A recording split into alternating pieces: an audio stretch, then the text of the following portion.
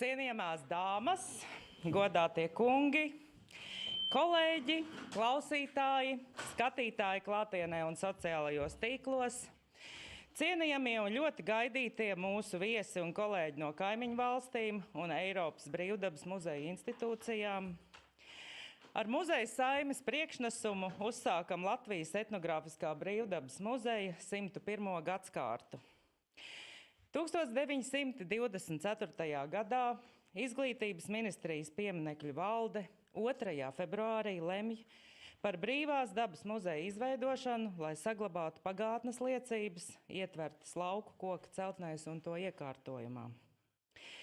2024. gadā Latvijas Etnogrāfiskais Brīvdabas muzejs ar krāšņu notikumu virkni ir nosvinējis savu 100. pastāvēšanas gadu. Iepriekšējais gads ir bijis bagāts kā atklājumiem muzeja arhīvā, tā ekspedīcijās. Esam turpinājuši muzeja eksponātu ēku atjaunošanu un pētniecisko darbu. Muzeja ekspozīcijās kā Rīgā, tā Papē un Vecpiebalgā esam uzņēmuši teju 120 000 apmeklētāju. 100-gades pūrs pielocīts, bet atelpai nav laika, jo jaunu izaicinājumu muzejā netrūkst. Joprojām risināmi būtiski muzeja pastāvēšanas un krājuma saglabāšanas jautājumi. Latvijas Etnogrāfiskais Brīvdabas muzejs glabā 153 000 krājumu vienības un 144 eksponātu ēkas, kā Rīgas, tā lauku ekspozīcijās Cēsu novada Vecpiebalgas Vēveros un Dienvidkurzemes novada Rucavā, Papas Ķoņu ciemā Vītolniekos. Neesošas krājuma ēkas un klimatisko apstākļu dēļ ik gadus tiek apdraudēta Latvijas nacionālā krājumā esošo unikālo koku arhitektūras celtņu saglabāšanas iespēja. Iemesls, ka valstī trūkst finansējumu sava nacionālā krājuma saglabāšanai, nav arguments. Muzeja infrastruktūra un pieejamie resursi attiecībā pret krājumu saglabāšanu nav atbilstoši ikdienas krīzes situācijām, kur nu vēl ārkārtas notikumiem.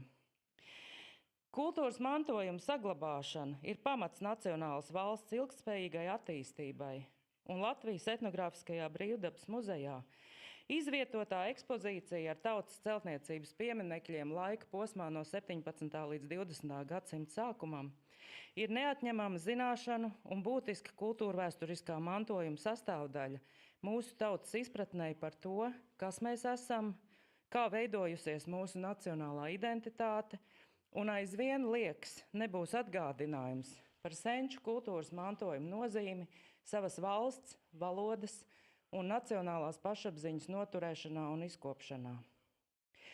Atļaujiet man atgādināt Brīvdabas muzeja idejas virzītāja un muzeja dibinātāja arhitekta Paula Kundziņa vārdus. Citēju: Latviju sēta, tā ir mūsu tautas pirmsspēka avots, kas satur neaizstājamas liecības par tās dzīves un darba gaitām. Tāpat vēlos atgādināt, ka Latvijas Etnogrāfiskā Brīvdabas muzejā esošās kultūrvēsturiskās vērtības saglabāšana attiecas kā uz muzeja darbiniekiem, tā ikvienu, kurš sevi tur piederīgu Latvijas valstī. Muzejā strādā zinoši un pieredzējuši darbinieki, vēsturnieki, pētnieki, restauratori, muzeja pedagogi. Latvijas Etnogrāfiskais Brīvdabas muzejs var lepoties ar spēcīgu un zinošu komandu, kura apņēmusies neapstāties pie paveiktā, bet soli pa solim virzīties uz muzeja stratēģisko mērķu piepildījumu. Tāpēc šīs dienas konferences tematiskais loks ir ne tikai sniegt ieskatu par manu kolēģu paveikto, bet arī vērst skatu nākotnē, raugoties uz Sēlijas sētas ierīkošanas izaicinājumiem un iepazīstot Eiropas muzeju kolēģu starptautisko pieredzi, kas saistīta ar ekspozīcijas atjaunošanu vai papildināšanu. Paužot cerību, ka muzeja 101. pastāvēšanas gadā, vismaz pēc 30 gadu pārtraukuma, piešķirot ilgtermiņā finansējumu muzeja infrastruktūras sakārtošanai, Latvijas valsts vīri varēs pierādīt ar savu rīcību, ka nacionālā identitāte, latviskās kultūras veidošanās un mūsu senču ieliktie dzīvesziņas pamati joprojām ir svarīgi Latvijas valstī un Latvijas sabiedrībai.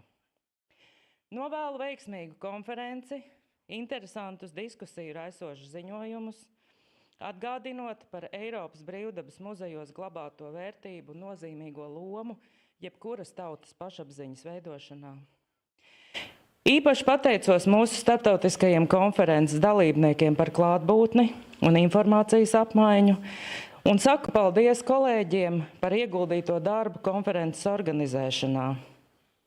Atļaujiet man Latvijas Etnogrāfiskā Brīvdabas 101. gadskārtas konferences ceļvārdiem teikt muzeja devīzi, kas iegravēta Kārļa zāles pieminekli Senlatvis pie muzeja ieejas, kas senatni pētīja, nākotni svētī. Paldies par uzmanību, lai izdevusies diena. Es dodu vārdu.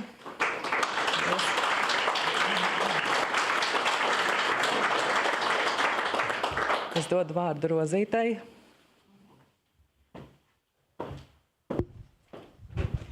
Jā, paldies. Labdien visiem. Un man ir tas gods moderēt konferences pirmo sesiju.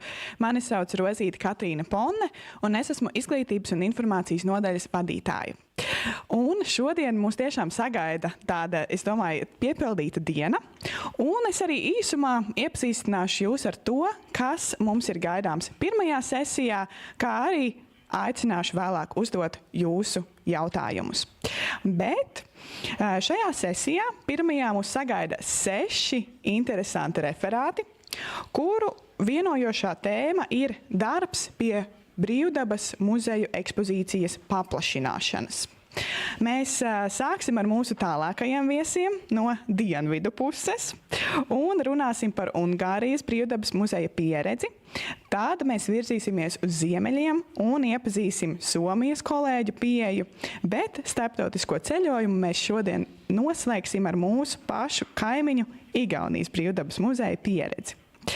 Pirmās sesijas otrajā daļā mēs pievērsīsimies ļoti aktuālam mūsu Latvijas Etnogrāfiskā Brīvdabas muzeja projektam Sēlijas sētas izveidei.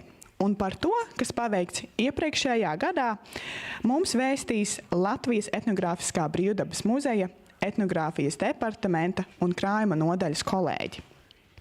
Atgādinu, ka tie, kuri vēlēsies nākamo referātu klausīties latviešu valodā, es aicinu jūs uzlikt austiņas un izmantot iespēju, ka mums šodien ir 2 simultānie tulki. Paldies viņiem, kas mums visas dienas garumā jau mēģinās atbalstīt. Bet kā pirmajam, es vēlētos dot vārdu Starptautiskās muzeja biedrības prezidentam, Brīvdabas muzeja biedrības prezidentam un Ungārijas Brīvdabas muzeja direktoru vietniekam Žoltam Šāri. Žolts ir gan ICOM Ungārija, gan arī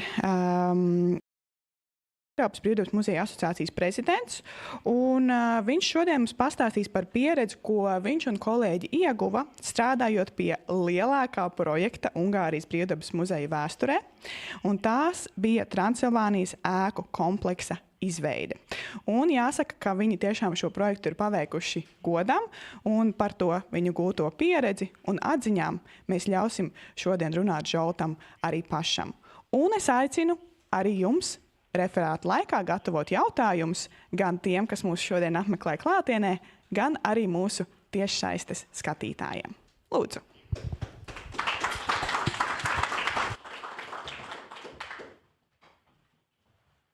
Good morning. First, thank you for this kind invitation. That's a great honor for me to be here, not just represented the Hungarian Open Air Museum, but the Association of the European Open Air Museum as well.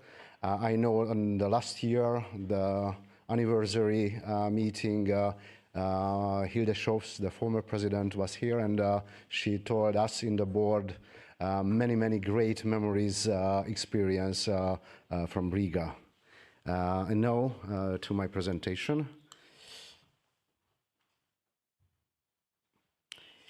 So the title is The Research, Collection and Storytelling, the New Building Complex as Permanent Exhibition in the Hungarian Open Air Museum. Some introduction and background. That was the largest project in the history of the Hungarian Open Air Museum, is the so-called Transylvania building complex. The geographical region itself has raised many questions. How can you present in a museum an area that has been outside Hungary for more than 100 years, but where more than 1 million Hungarians still live in the region in minority status? How can differences in political borders and cultural boundaries affect the museum representation of the area? Transylvania was not given a separate exhibition unit in the museum because it lies beyond our borders. This was not a political issue for us, but a professional one. This area, the so-called Eastern Hungarian house type and housing region, is represented as an independent cultural, historical, architectural unit in the overall Hungarian folk culture and in Hungarian folk architecture as well. It is the result of a scientific ambition formulated 25 years ago, 15 years of research and almost 5 years of hard work involving 27 ethnographers and historians, 70 experts, and 116 companies. On the basis of the methodology previously applied in the Hungarian Open Air Museum, as well as literature and field collection, we have localized several small regions, and these small areas are represented by a characteristic ensemble of crafts in the Transylvanian building complex. An innovative approach was to subdivide this vast area not only according to architectural morphological aspects, but also to place on other axis of the imaginary coordinate system the cultural phenomena considered most typical. In this way, we have managed to ensure that our exhibition not only provides a complete architectural picture, but the typical lifestyle situation and cultural phenomena associated with the buildings from meaningful cultural ethnicity. With this approach, we have achieved a much greater complexity than before, and the dwellings and the outbuildings reflect not only the complexity of the buildings themselves, but also the diversity of life within them. Over the past 2 decades, we have constantly sought to move the Hungarian Open Air Museum away from its strictly architectural museum character and to become a true historical and social museum, which also presents the everyday life in the buildings and crafts, in the cultural diversity and richness of the people who live there. Another innovation was the display of urban buildings within the building complex. In the imaginary Transylvanian town, a post office, a lawyer house, a pharmacy, a fashion shop, a printing house, and a cafe were created. The concept also includes an ice skating rink and pavilion, a brewery drying tower, a car garage, a petrol station, as well as a tourist office building and a bazaar. All these buildings are complemented by a 100 square meter temporary exhibition area. The small town never existed in its present state, yet the layout was based on the appearance of some small towns in Szeklerland, where in addition to serving the lives of the local bourgeois and craftsmen, it also addressed the needs of the rural peasant population who came to visit with their odds and ends. Therefore, these buildings bear the stylistic traces of classicism, eclecticism, Hungarian Art Nouveau, and the national architecture of Károly Kós and others, but what is more important than their architectural character is their function. The predominantly peasant population visiting the town from the villages could use these buildings to manage their affairs, such as postal services, legal assistance, shopping, pharmacy and printing services, and cafe consumption, which they could not have done locally. The building complex of this small Transylvanian town naturally presented the museum's professional staff with a huge challenge. We had no extent or knowledge of traditional vernacular architecture to the so-called urbanistic architectural areas, which carried historical styles and require serious research in art history and architectural history. Likewise, in the case of interiors and furnishings, a different approach was required, since after the mainly costume-made peasant interiors, which were specifically linked to the people and workshop, it was a great challenge to familiarize ourselves with the reconstruct urban bourgeois furnishings, which carried a great variety of the major artistic stylistic features and were already on factory or industrial design. Many experts and institutions helped us not only in our preparations, but also in the collection of the material. A major professional challenge in the preparation of the building complex was to discuss the question when. What time period should the exhibition represent? The Skansen, the open-air museum, usually all over Hungary and the world assign a building, a group of buildings, or an exhibition unit to a specific period of time, which is defined and determined on the basis of professional scientific research. In the case of our Transylvanian building complex, this was difficult for a number of reasons. On the one hand, the different developmental processes over 102,000 square kilometers of the site would not necessarily have ensured a coherent picture. And on the other hand, the focus was not on the time factor, but the question, what should we show? Time factor. The aim of the Transylvania exhibition was not to show the lifestyles, life situation, and life tragedies of Hungarian minority communities and the nationalities living with them from the turn of the 19th and the 20th centuries to the present day. The time interval of more than 100 years or so allows us to present cultural phenomena and changes in a processual way using a variety of interpretative tools, including thematic exhibition, living history, or even interactive elements, with great care for details, the periods, and the changes that have taken place over the course of them. In the international museum world, mainly as a result of the colonial legacy, the relocation or reconstruction of individual buildings is used to show the original life of the former colonial indigenous population, but more importantly, the conditions of their resettlement in the mother country, their housing and housing culture. But this is unprecedented in terms of the volume and scale, and especially so when attempting to present an ethnic group that has been marginalized for non-political reasons through the methods of the open-air museum. We have dismantled and relocated more than 100 smaller or larger residential houses and outbuildings, collected and purchased more than 40,000 artifacts. This required a huge logistical organization, a large technical apparatus, and cooperative partners, not only with the local communities, museums in Transylvania or in Germany, but also with the Romanian authorities. In the decade or more since the realization of the landscape unit, we have acquired more than 40,000 artifacts, the vast majority of which come from Transylvania, with a smaller number coming from present-day Hungary and Germany, the latter being the object of the Saxon culture. Moving and transporting this vast collection of objects was a huge task in itself, requiring logistical equipment. We built a separate storage house for the incoming objects, and external contractors also help in the disinfection, conservation, and restoration of the newly acquired artifacts. All of our objects are catalogized, professionally recorded, digitalized, and organized in the online database. Some 65% of the buildings already built and planned to be built in the complex are relocation in according with the traditional open-air museum principles, while the other 35 are authentic replicas and reconstruction.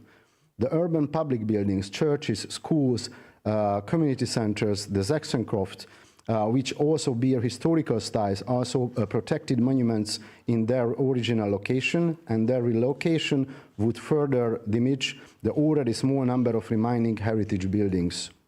Thus, it was obvious to us that we should be more courageous than usual in using authentic reconstruction and replication techniques. This is novelty in national and international open-air museology given, once again, the quantity and quality of number of buildings already mentioned. It has been basic principle for us to relocate only those buildings whose local preservation is not feasible. For these buildings, we carried out historical research in addition to field surveys, and through years of research, we were able to obtain the original construction plans and licensing documents for all urban buildings and village public buildings. With the help of these documents, we have been able to reconstruct the construction phases and the appearance of the building at a particular period. This was essential to ensure and prove our professional and authentic work, and we can also help local communities to authentically renovate and preserve building locally. About furnishing interior and the exhibition. The Transylvanian Building Complex is a 21st century exhibition that uses visual elements, digital tools, and modern interpretation methods to present buildings and interiors, but also to capture individual stories, destinies, and historical events. The exhibition and furnishings of the Transylvanian complex now reflect a so-called hybrid solution, with around 60–70% of the exhibition being interior exhibitions in the traditional sense, while the remaining 30–40% are non-open ethnographic museology with tables, display cases, and other interactive tools. It is therefore inevitable that interpretation, enriched by modern design, science, audiovisual, and interactive elements, should be used to explain the phenomena that are presented in the exhibition. We are also innovate methodologies in the design of the exhibition. We have used design thinking methodology in the presentation of the exhibitions. Design thinking focus on the user of their needs. However, design thinking is not only an agile tool, but also a way of thinking. Design thinking is a new, innovative, solution-oriented, and creative approach. It is characterized by approaching problems from the new perspective and offering solutions. In exhibition design, this means putting the visitor at the center, designing exhibitions with attention to the needs and target groups of the visitors. An important methodological element in the creation of the exhibition was the so-called one-to-one modeling, which means that the interiors and exhibition units designed for the given building are presented in a storage house of the museum in a simulation of an area of the original buildings to the scientific council, which discusses the curatorial concept, the scenario, and the visual elements. So you see on those pictures how we modelizing the furnitures, the interior in our storage room before we started to build the unit. Various multimedia and digital tools were used in several exhibition units. In the modern building called the Gate to Transylvania, is this truly contemporary composition, we have created a special screening room where the film My Transylvania by the writer Zsolna Ugron and the historian, the former general director of the National Museum, László Csorba, can be viewed. The filmmaker's family references and personal experience provide a subjective testimony and a brief insight into the history and culture of Transylvania and chance to admire its natural treasures. The film will be projected on the four walls and the floor, providing an immersive cinema experience to help visitors get in touch with Transylvania. For the music presentations, we have digitized, among other things, the original Café Jukebox soundtrack from the museum's collection, as well as several contemporary gramophone recordings. We also use data visualization in our exhibitions. Visualization is a universal language that makes scientific results easier to understand, helps scientific communication, and can make different data exciting in exhibitions. The museum aims to use creative visual tools to communicate scientific, evidence-based research in an accessible way. Data visualization is not only beautiful and spectacular, but also thought-provoking. This is why we use this method in our exhibitions. On the floor of the post office building, a live while constantly eroding exhibition on Transylvania's changing population, we present the ethnically diverse population of Transylvania and its changes. The exhibition features a data visualization on a model of Transylvania projected onto the topographical map. In the interpretation of the exhibitions, we have exploited the potential of artificial intelligence, sometimes using so-called talking pictures where contemporary portraits come to life and tell the details of their stories. Using artificial intelligence-based image restoration, coloring, and lip-sync archival photographs are brought to life and on monitor. Another exhibition will present motifs of folk art, focusing on a young people as a target group. Through the coloring of the local motifs on the furniture, the children are brought closer to the motifs of the region. The coloring sheets are scanned, and their creation are brought to life on a digital chest, each side of which is a giant monitor, constantly changing the visual scenery of the 4-monitor chest installation. Digitalization is no key task for museums. Digitized content can be used in a wide range of ways in all aspects of museum work, from collecting to preservation, research, and education. The practice of the Hungarian Open Air Museum also show that in the future there will be increasing emphasis on involving visitors in the museum experience so that they become active shapers of museum knowledge rather than passive observers. Gamification based on the logic of Web 2.0 in already helping us to this. When we talk about gamification in the museums, we mean increasing the efficiency of knowledge acquisition, motivating the interpretation of exhibition, activating visitors and making them experience what they are learning.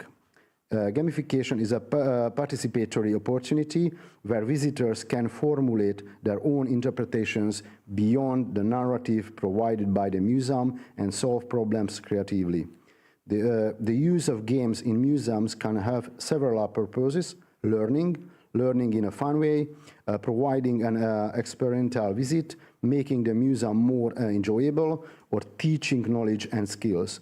The game can be individual, pair or group, intergenerational, online or offline. The unique attraction is a living history interpretation which allows visitors to walk through the gates and enter the houses to meet the inhabitants of the turn of the century town dressed in a period costumes. The museum emphasizes the experiential transmission of museum knowledge, offering a cultural experience and entertainment for the whole family. The material for the living history sense is always researched by the curator in charge of the building concern, and the raw product, or he or she has discovered, is dramatized and put on stage by a theater specialist who is a completely new member of the museum community. Today, when a social inequalities and increasingly present cultural inequality is another phenomenon, in this situation the museum can be not only a tool for its resolution, but also a space that can facilitate reflective critical thinking. The living history game is based on authentic family stories linked to the buildings, which complements other forms of interpretation, not only conveying knowledge, but also having an emotional impact of often involving visitors in the story. Conclusion. With the varied exhibition, the open-air museums invite you to take a true journey through time as they present architecture, housing, culture, and lifestyle spanning hundreds of years. They are museums of the home, places of nostalgia, of wonder, of learning about the way of life. They are museums where you can not only look around, but also get actively involved in various activities, such as living history with the living history figures, or trying out handicrafts activities. They stimulate all our senses through smell, taste, and touch. Open-air museums are very diverse and cover a wide range of subjects, from architecture, housing, and lifestyle to folk art, visual culture, and technological developments such as lighting, the modernization of the home, the changes in the means of public entertainment. I hope that open-air museums will be historically and culturally authentic and diverse, reflecting minorities and inviting us on a great journey through time as centuries comes to life, from the Middle Ages to the present day. Museums change as much as the world around us. And although museums are slow-moving genre, we know since the COVID epidemic, we are capable of formulating immediate responses. We can see that the society surrounding the museums, the different communities, whether local, segregated by interest, or whatever minority, increasingly want to make their voices heard in museums, to be interpreters of their own cultural heritage. For me, a good museum is one that does not give an answer, but rather ask questions and help us find answers. The basis for this is to be constantly engaged with your collection and the knowledge it contains. A good museum is a democratic space where pluralism is present, where it does not try to impose a dominant narrative, but allows for debate, dialogue, discourse, and collective thinking. However, it does not compromise its credibility, its scientific rigor, its reflection on the present, and its orientation towards the future. I believe that the museum is a community space in which communities meet themselves through the collection and its interpretation, help to process social or historical traumas, and are promoters of well-being. It is important to feel comfortable in a museum, to feel at home rather than alienated, which is welcoming rather than intimidating. I trust that we in Szentendre are on the same path. Thank you so much for your attention.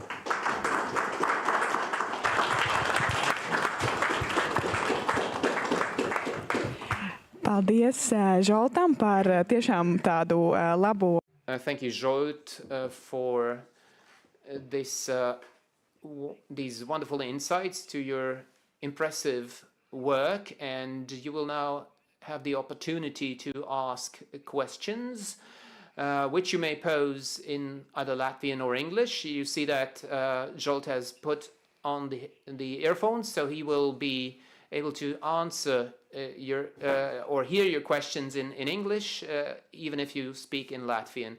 My colleague Egils will pass you the microphone, and everyone will be able to hear them in his own language, his or her. Do we have questions?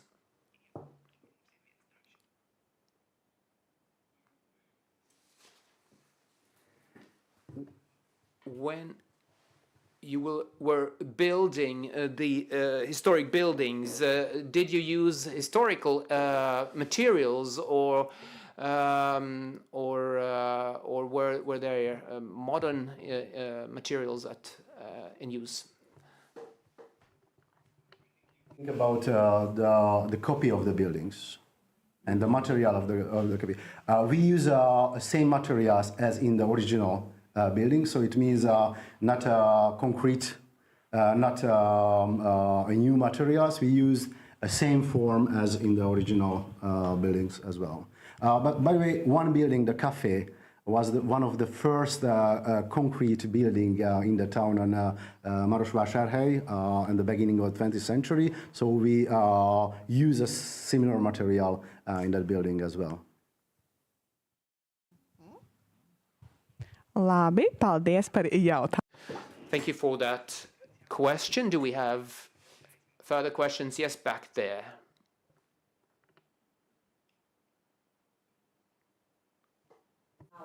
Modes tērpos, ja? Vai tie ir darbinieki vai aktieri, vai tur apmeklētājiem arī ir iespēja uzvilkt kaut kādu vēsturisko kaut kādu tērpu?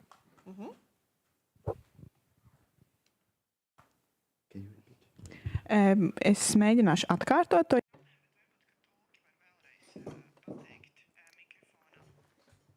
I'm sorry, we were in the wrong channel. So we saw that saw people in your presentation who were in costumes or in old times clothing.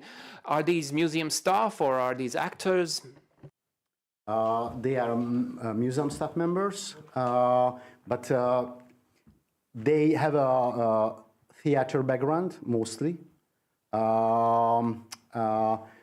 And the text, the stories came from the curatorial materials, and we worked together with the dramaturg in a theater. And every time by time, we checked the actors, but mostly we don't use this word actors because, there is not a theater, that is not on a stage, so they have much more network relation to the visitors, so they have to know not just the text, but very important, more and more historical and ethnographical background in their mind, because they never step out the figure.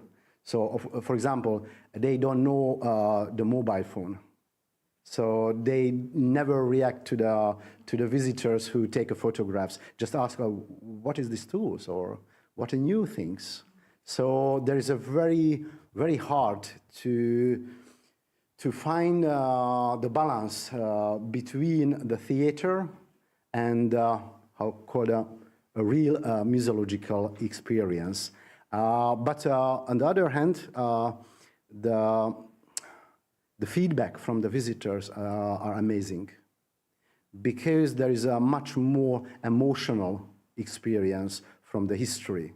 And all stories which are made by the artist is true from the original houses, the original owner of the building. So there is a very complex historical, ethnographical background of the stories. Yeah. Who paid?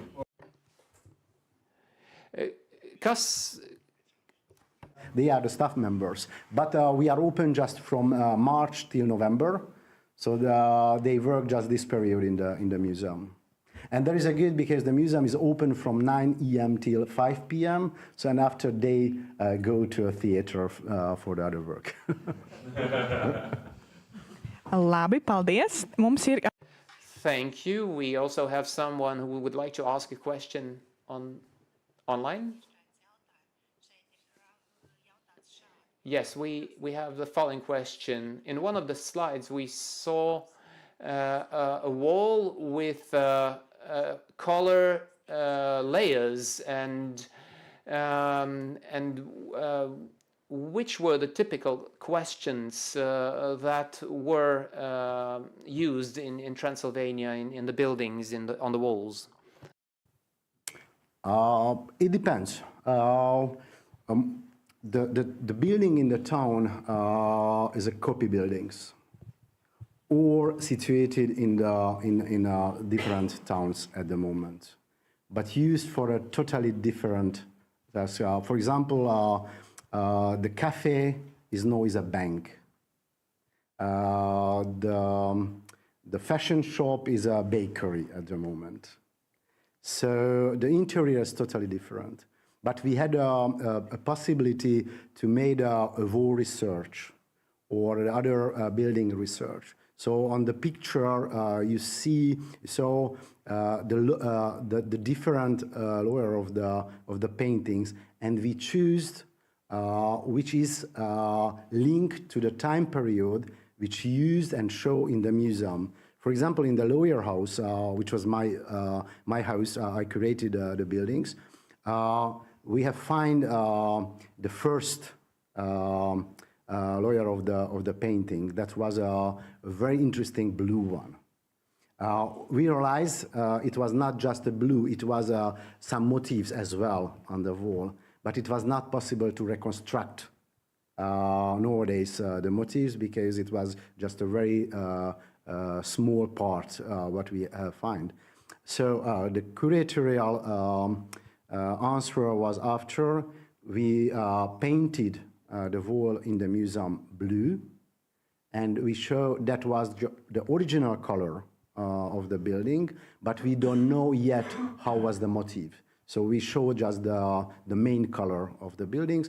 All of the buildings reflect to the time period which we used or we show in the museum, and we use not just our research in the original buildings, but the archive material as well, because most of the buildings in the towns are very good archived in the archive, and we work together with the local archive in Romania in a different towns. So we use mostly to the color, which links to the time period. Paldies. Thank you. Do we have further questions? One brief question, please. Unfortunately, we don't have more time. I have the following question. You had clothes, costumes, and fashion came from Germany, from France, from England, and in Europe there were different fashion trends. But do we have rural clothing that was typical for the people of that time in the museum as well? Yes. We are on the way of the Transylvanian building complex. It means we finished just the first part.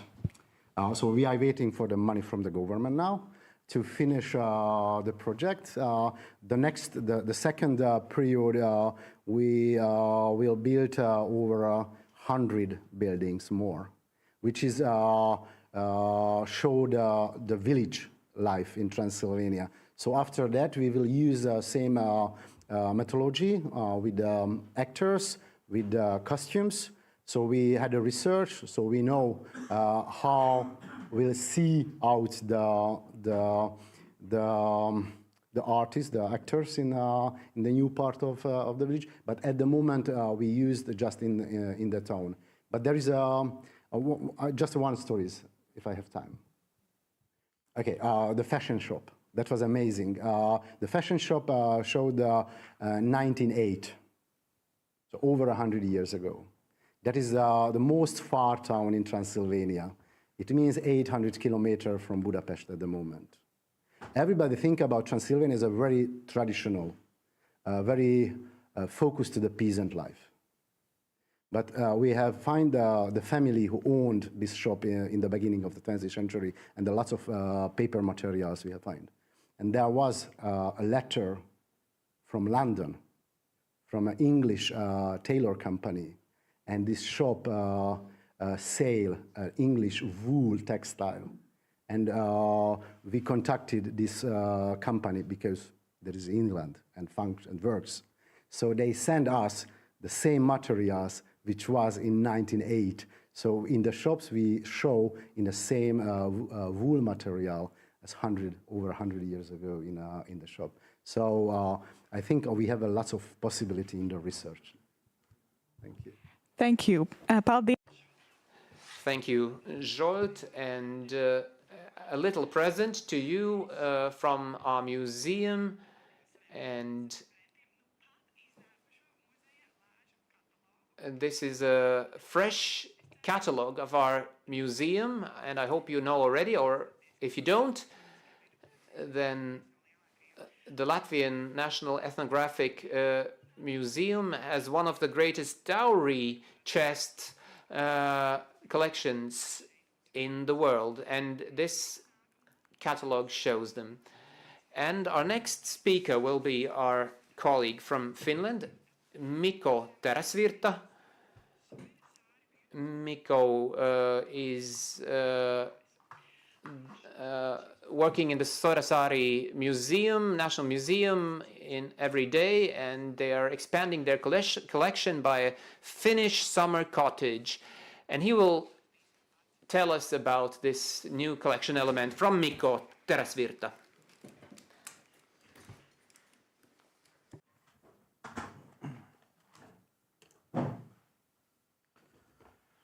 Hello everyone, and I would like to thank you for inviting me here. It is a great pleasure to be here, and it is such a pleasure to see that big audience as well.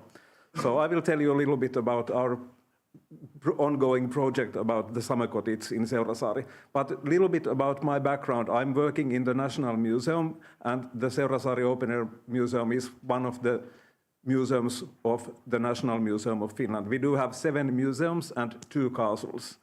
And I'm also working with 2 home museums in Helsinki, Tamminiemi and Viitresk. So that's why under my name we have these 3 museum names. But now, today I will talk about the open-air museums, and that is my sort of expertise, my professional expertise. Our museum is even older than your museum. I don't want to brag, but it was founded in 1909, and it is located on an island, which is directly, if you take one point to another in a map, it's about 2 or 3 kilometers from downtown Helsinki. And it is a very beautiful natural spot as well. We do have there right now 88 buildings. They are all original buildings. All of them were brought to the museum area from different parts of Finland. Most of the buildings are from the 19th century, but the oldest one is our church. It was built 1685. And as a wooden church, it's quite old, and Finnish countryside consisted only of wooden buildings back in the day, so all the buildings are wooden made. And like I said, they are also original buildings. The Open Air Museum of Seurasāri is open 4 months a year, and we do have also some small event during the Christmas time, but the houses are not heated and the area is closed, or those houses are closed during the winter time. The area itself, you can see the part of the map is open for public every day, so they can wander around the area. We don't have any gates to the museum, but if you want to enter the museum building, you need to buy the ticket to get into the buildings and to get into the yards. And that's because of the history of our museum. It's been a folk park, like a park for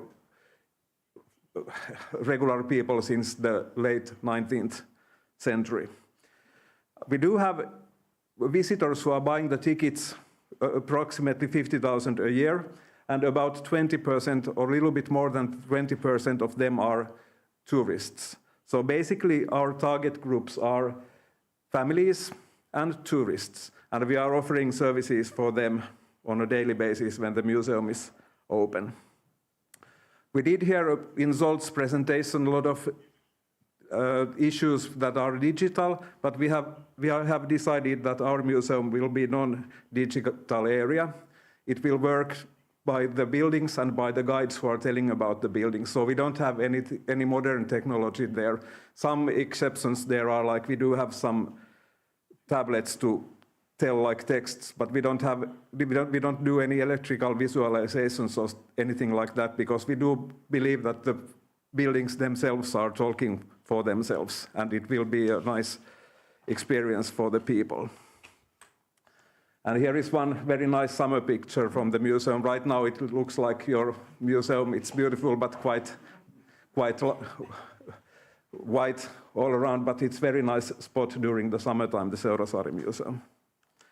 About the situation of the museum right now, most buildings were brought to the museum before 1960s. There are a few exceptions, but the vast majority of the buildings were brought over 50 years ago to the museum. And what we have done in recent years has been developing our public activities and museum educational program. And also we have made our areas more beautiful than they used to be. So our yards are much better, in a better condition right now than like 20 years ago. And we are quite happy with the museum. It has been attractive so far, but like in Helsinki, there is a competition of the leisure time of the people. And of course, we have to think a little bit further ahead from this point of view, or from this moment. And I've been thinking about how to ensure the attractiveness of the museum, how people are getting back to the museum again and again, and how the development will be good in the future as well. We haven't had problems with that. We are quite happy with the statistics and quite happy with the amount of people who are buying the tickets, but still I have been thinking about how could we have the people coming back to the museum and how we could develop the museum. Like I already said, the museum buildings of Seurasāri are telling the story of rural life from the past. We don't tell the stories about the city life of Helsinki, for example. We do have few buildings from Helsinki, but the story the museum is telling is about the countryside life. But I have realized that even as an ethnologist, it is quite hard for me to get the exact idea how people used to live like in the 18th century. The old beautiful houses are like pieces of art. People are getting into the houses and they don't necessarily know, we don't know how people really did live like 250 years ago. And basically the countryside nowadays is not that familiar thing for ordinary Finn, because most of the Finns are living in towns and cities. And of course, we have seen the countryside from the window of the car or from the window of the train, but basically, if you want to see the rural life and if you go to the farm, nowadays it's not very typical environment for ordinary Finn. So the question was, how should we develop the museum and how should we bring the museum to the present day with our collections, and how should we like share something that almost all Finns knows about. And then the idea of the summer cottages came alive. By a word summer cottage, I don't mean big villas or anything like that. I'm just telling about little small cottages that are quite affordable, and quite many Finns do have a chance to visit every now and then. In Finland, we have 5.6 million inhabitants, and amazing number is the fact that we do have over 510,000 summer cottages in Finland. So basically the phenomenon of the Finnish summer cottage is quite popular. And in some places, some municipalities in the Finnish countryside, there are more people during the summertime than there are in the wintertime, because people are spending like weeks in the summer cottages during the summertime, and those places are flourishing from life during the summer months, but they are really empty ones during the winter months. And the headline of my representation was the Seurasāri and summer cottage match made in heaven, and I have to say that most of the Finns, they really do love their summer cottages. And almost all the Finns do have some kind of a chance to visit a summer cottage every now and then. Even though they don't necessarily own the cottage, they very often do have a chance to visit a summer cottage. And when they go to somebody's summer cottage, they know generally how to behave there, what to do there, what's going on over there, and what's going on over there. But since the present day, not too many of Finnish museums has paid any attention to those summer cottages yet. So I think that is when our museum did found a good thing to represent. And the picture you can see over there, it is of the cottage we are going to have in our museum very soon, and I will tell about that a little bit more. So we started to look for the summer cottage to the museum in the fall of 2021. We just did spread the word that we are interested to have and to relocate a summer cottage to our museum. We didn't know what would happen after the media thing. We were very curious to see if anything will happen. And we were really surprised that we did receive 44 offers of summer cottages that would be donated or could be donated to our museum. So the number of the applicants was really large, and we were really happy to see that the attention to our project was, I would almost say, huge in our scale, because it's not the most biggest headline news what is happening in the Open Air Museum of Seurasāri in Finland. But we were really happy with all the attention we did get. And we did search all those papers very carefully of those 44 cottages. And we did some field work. We did visit 4 of the cottages a little bit later in 2022. And it was very interesting to visit those cottages, and we were thinking how would they fit the museum, and we were paying attention to many, many details to their condition, and are they sort of like normal cottages, and how is the feeling, and how the accessibility is, and such things. And the difficult decision was made in November 2022 when we did decide that we will brought the cottage to the museum from about 50-60 kilometers north from Helsinki, from quite close actually, but it was a coincidence. And in that picture you can see the 3 of my colleagues in the left. Those ladies are my colleagues, and the guy standing on the right, he is the guy who is donating the summer cottage to the museum. And actually this picture has been taken inside the cottage, and actually we are interviewing the owner, and this girl over there, she did catalogize all the objects we did got, because we were really lucky ones, because we did got all the collections as well from that cottage. The family who owned it did donate everything to us. Of course, they don't necessarily are that expensive items, because like I said, those cottages are typically quite humble things.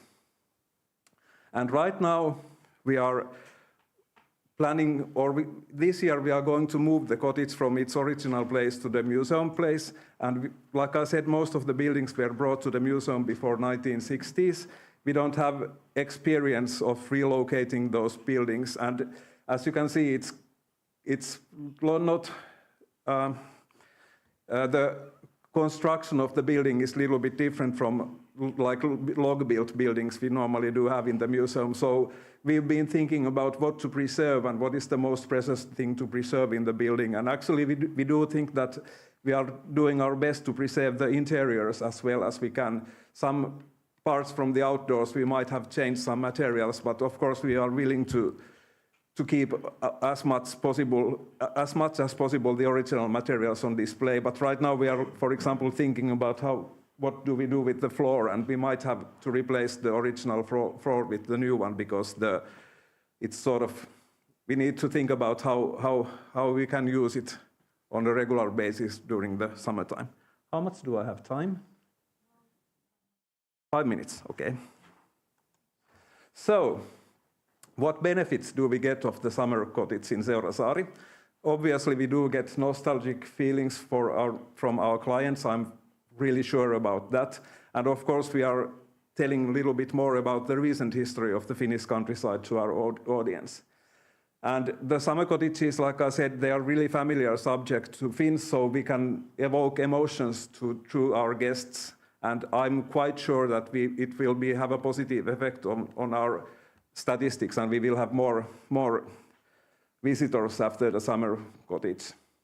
But as a National Museum of Finland, we also do think that the cottage phenomenon is really significant to documentize as well. It deserves to be documented, and it deserves to be presented as well. So as the National Museum, we are fulfilling our task also by doing this. And I have a picture of our guides, or some of our guides over there.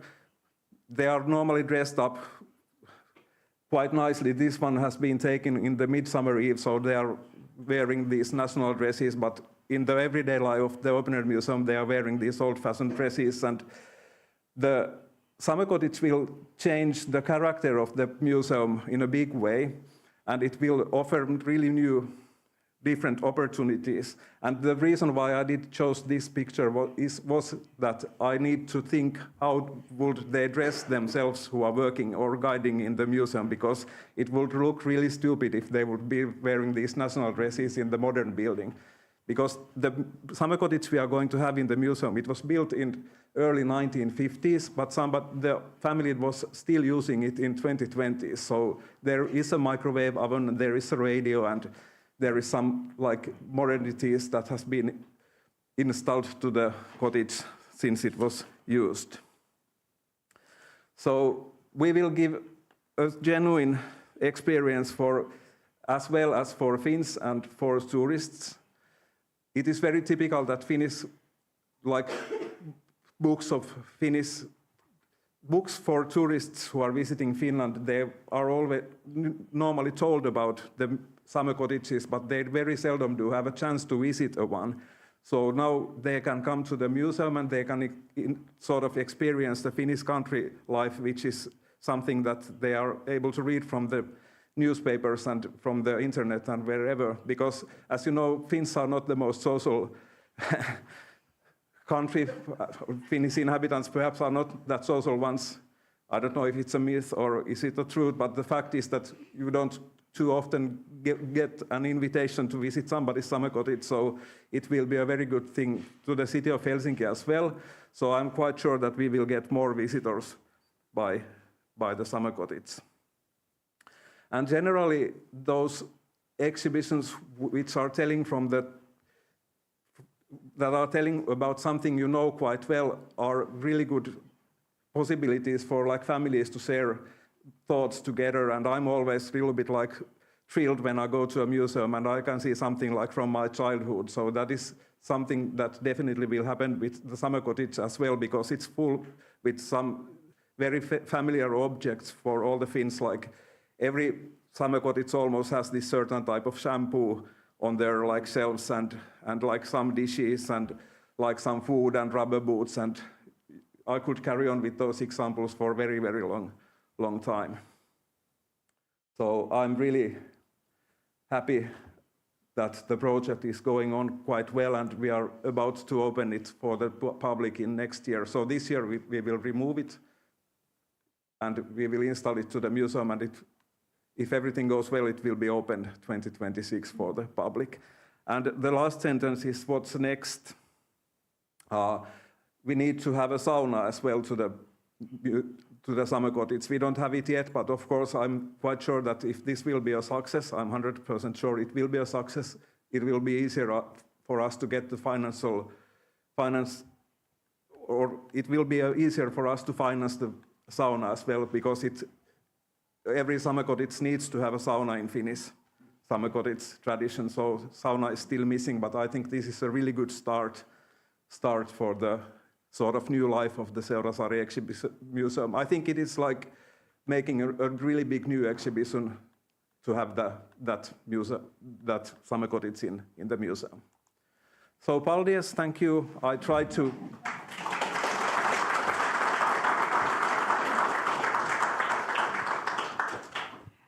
Sirsnīgs paldies mūsu somu kolēģim. Thank you, Mikko, very, very much for your introduction on how you are working with the summer cottage, and hopefully you will have the sauna as well. And now I would like to give you the opportunity to ask questions to our colleague.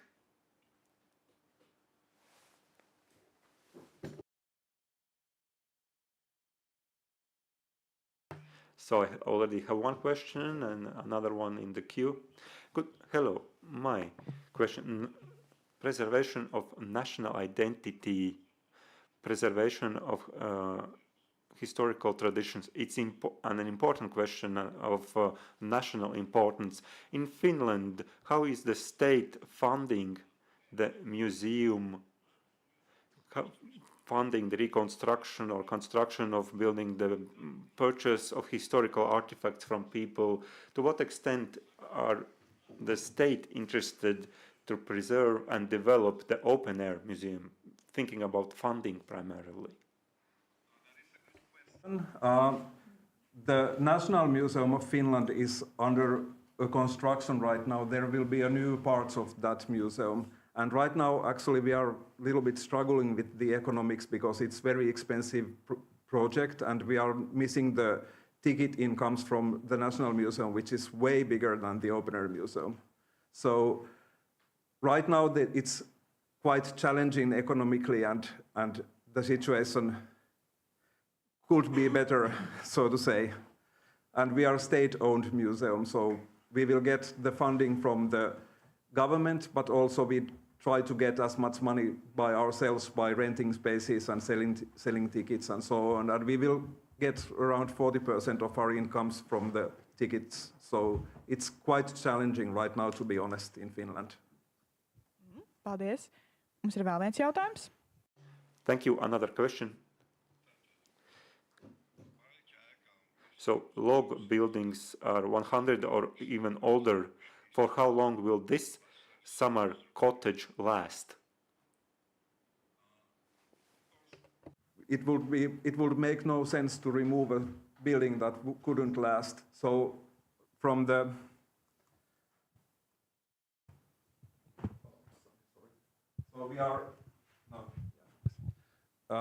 we are probably changing some outer materials and make it to last a little bit better by changing them, because it's not as solid and it's not as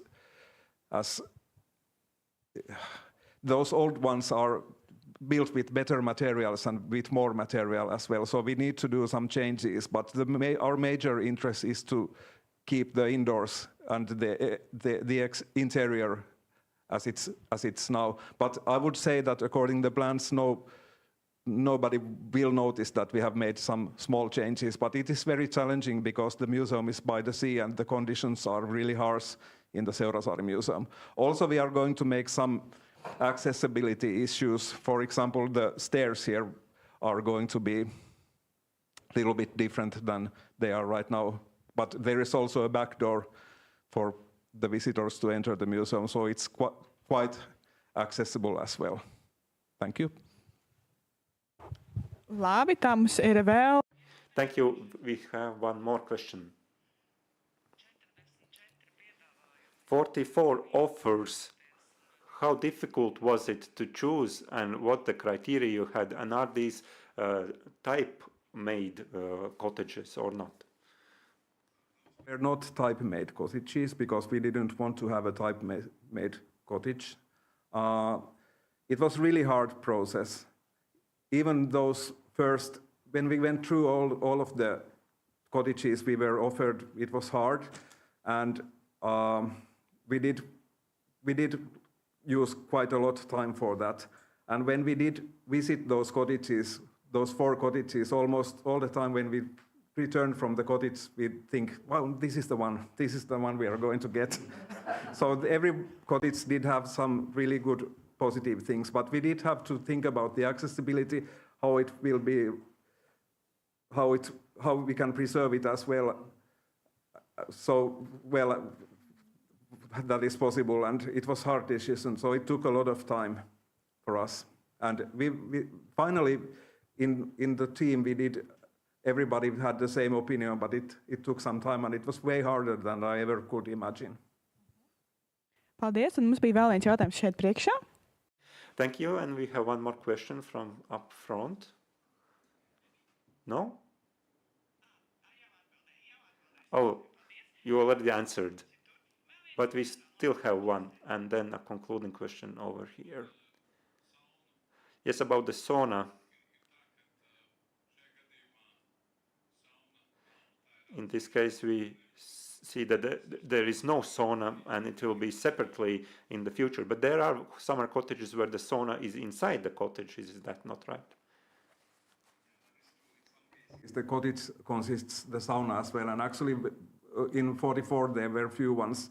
But it's not that typical. One criteria for choosing the cottage was that it's not very scientific criteria, but we did feel that one should know that this is a typical one when we entered the building, because in some cases there were really strange solutions for something. So we had this idea that it should feel a normal cottage for those who are visiting the cottage, but there is no such thing as normal, of course. So it was a little bit challenging. But the sauna will be a separate building, and we don't think it is a problem, because cottage is a cottage and sauna is a sauna, and of course they are going to make this cottage area themselves, but it is not a big deal because the open-air museum is just a collection of different houses, so we were thinking about that as well, so I think all of the questions have been really good questions. Jā, paldies. Mums ir noslēdzošais jautājums vēl te bija priekšā. Thank you. There is one more question. How about the European Foundation financing? Are you going to find some benefits, some possibilities to spend also our European Foundation financing, or only a state financing your own? Tātad es īsi pārtulkošu latviski. Kopumā jautājums bija par to, vai arī tiek piesaistīt kāds Eiropas fondu finansējums. I'm not an expert of like the financial things and how to get the financial thing like from different points of views, but basically because we are the state-owned museum, it's not as easy for us than it might. Well, it's not easy for anybody, of course, but we do have like some challenges. So the economy has been a problem in this case, but right now we have money to move the cottage. It's a very expensive thing, and we have hopefully money to open it next year as planned as well. But of course anything can happen, so I keep my fingers crossed. Jā, mēs arī turēsim īkšķus, lai viss izdodas. Paldies, Mikko! Thank you, Mikko. We will also keep our fingers crossed that you'll get this project finished and also present to you. And as I said, we are now moving closer to Latvia, and the next speaker will be from Estonia, Einike Sovēli, from the Estonian Open Air Museum, and she is the leader of integration and social programs. She will talk about set household and how it was created by involving the communities. Einike Sooväli, and I come from Estonian Open Air Museum. I work in my museum already 13 years. And I will talk about the Center of Multicultural Estonia and a really big farmhouse from Setomaa and small house from Lake Peipus. It's a Russian old believers house. But at first I would like to show you short video about our museum, because maybe all people haven't seen our museum. I don't know how good quality it will be, and it will be unfortunately without sound, but you can see our museum. We have, of course, some new houses in nowadays. 5 years ago, we opened a house from Soviet period, with 4 different apartments from different times. We have one apartment from 1937, the other apartment from 1979, third apartment from 1993, and one apartment is new from 2019. And we plan to build some new houses more, but the most biggest project was Setu's farm and Old Believers house. And we have, of course, this is Old Believers house, and this is a big farmhouse from Setomaa. This is our Baltic Sea.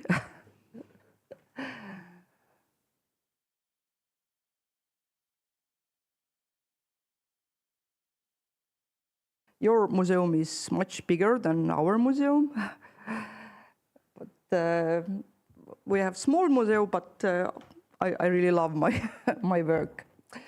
And we have the second video when I want to show how we built this big farmhouse, Setu farm. If you can show, please.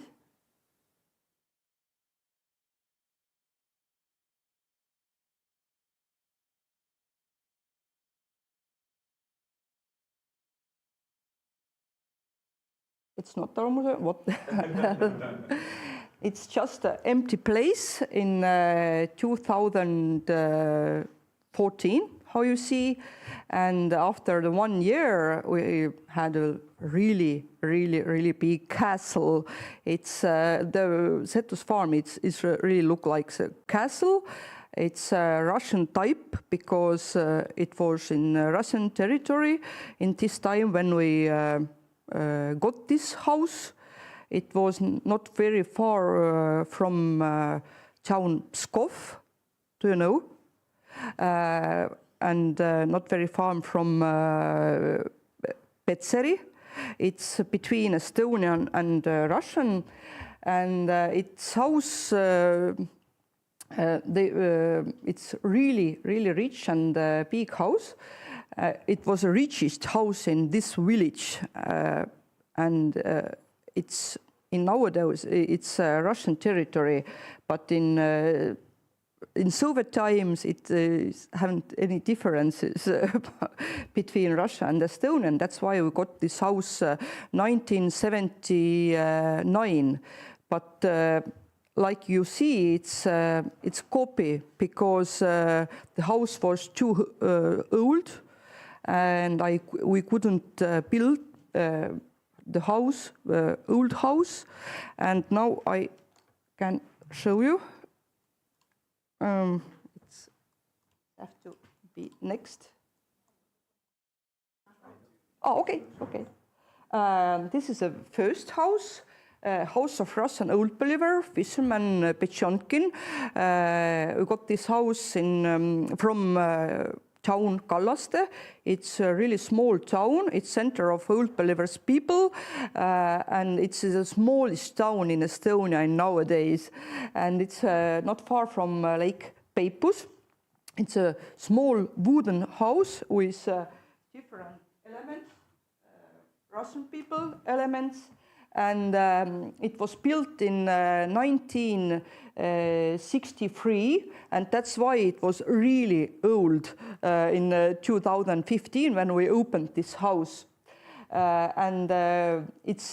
It was really hard to get connections with old believers people because they are really close community, and they thought that it will be some kind of old believers Disneyland, and yes, they afraid that we will show old believers people like mascots, like Mickey Mouses, but now they trust us, and I speak very well in Russian because I was studied in Russia in St. Petersburg, and that's why we have a quite good connection and good relationships, and they visit our house very often, and I'm really glad about it. But the house is new here. How do you see? It's 2015 after that when we opened this house, but now it looked like the old one already. And the next is Setomaa farm, Vanatalo. It's a really old-fashioned farm. That's why we choose this house, because in Setomaa they don't have any so old houses in nowadays. And it's like I said, it's a Russian type of house. It's if you understand Russian, three, I don't know how to say in English, but the center of house is here. There's a barn and a stone barn, and the living part is here and a little bit in this side. And I would like to talk about Vanatalo more than fisherman's house, because we don't have so many time, but the old farm Vanatalo was situated in Lõkova village. It was a really small village called Ojavere as a part of Estonia in Pankjavitsa, which is now is a Pskov Oblast of Russian Federation. The dwelling and the storehouse were brought to the museum in 1978. It was a really long time ago. The dwelling was presumably built in the last quarter of the 19th century. The storehouse at the turn of the century and the stone cattle shed was constructed in 1905 to 1910. And in the dwelling there are house halls with stoves on both sides of the unheated entryway, which was typical of of houses. They had old part when the family lived, and the other part for a new family, for oldest son or oldest daughter, and when they get married, they lived in the other. But I know some situation with a young family and new family, they don't have very good relationship, and I know that some young people moved with house to the next village. And you can remove this new part of house until the family fit into half, the other would be not used. Its walls were built without moss insulation. When the son got married or daughter, the walls were taken apart and insulated with moss. A stove was built inside, and the young couple would move in, or not in, they could move with house. And it's quite, those pictures are quite old, but the house is getting older and older every day, and the color will be bright color soon, gray, but you see that they are quite new walls. But it is the Seurasāri family, like I told, it looked like a castle, big castle with high walls and really big gates, and it means that it's really old-fashioned house. And of course we have garden. Setu people, they are Orthodox people, not Lutheran like other Estonians, and that's why the gardens are really different. They grow very much cabbage and cucumber and different vegetables because they can't eat meat all the time like Estonians. And we have a really big garden there. And it's old Vanatalo in Setomaa. Like you see, the buildings were really old in 1915 when we opened this farm. And of course we wanted to build not copy, but real houses, but the walls and all materials were too old for this. And that's why we decided to build copies. And it's an old barn in Setomaa, and we didn't remove stones from Setomaa, and in Setomaa you can see this barn in nowadays too, because it's new in our museum. And in our museum, it's not far from Baltic Sea, and we can say that it's Lake Peipus, because Lake Peipus is not far from real farmhouse Vanatalo. In Vanatalo, it's in English, it's like an old-fashioned farm.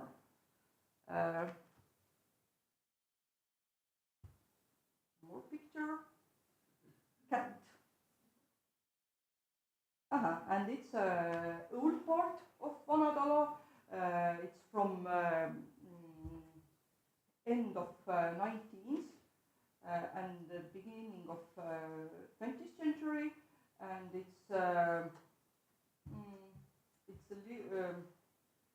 people lived really primitive in Setomaa because Setomaa was a little bit separate from Estonia. It was between Russian and Estonian, and the culture is different, and they have their own language. And nowadays we have in Estonia quite big Setus community. We have about 15 people from Seto community, and they have their own language.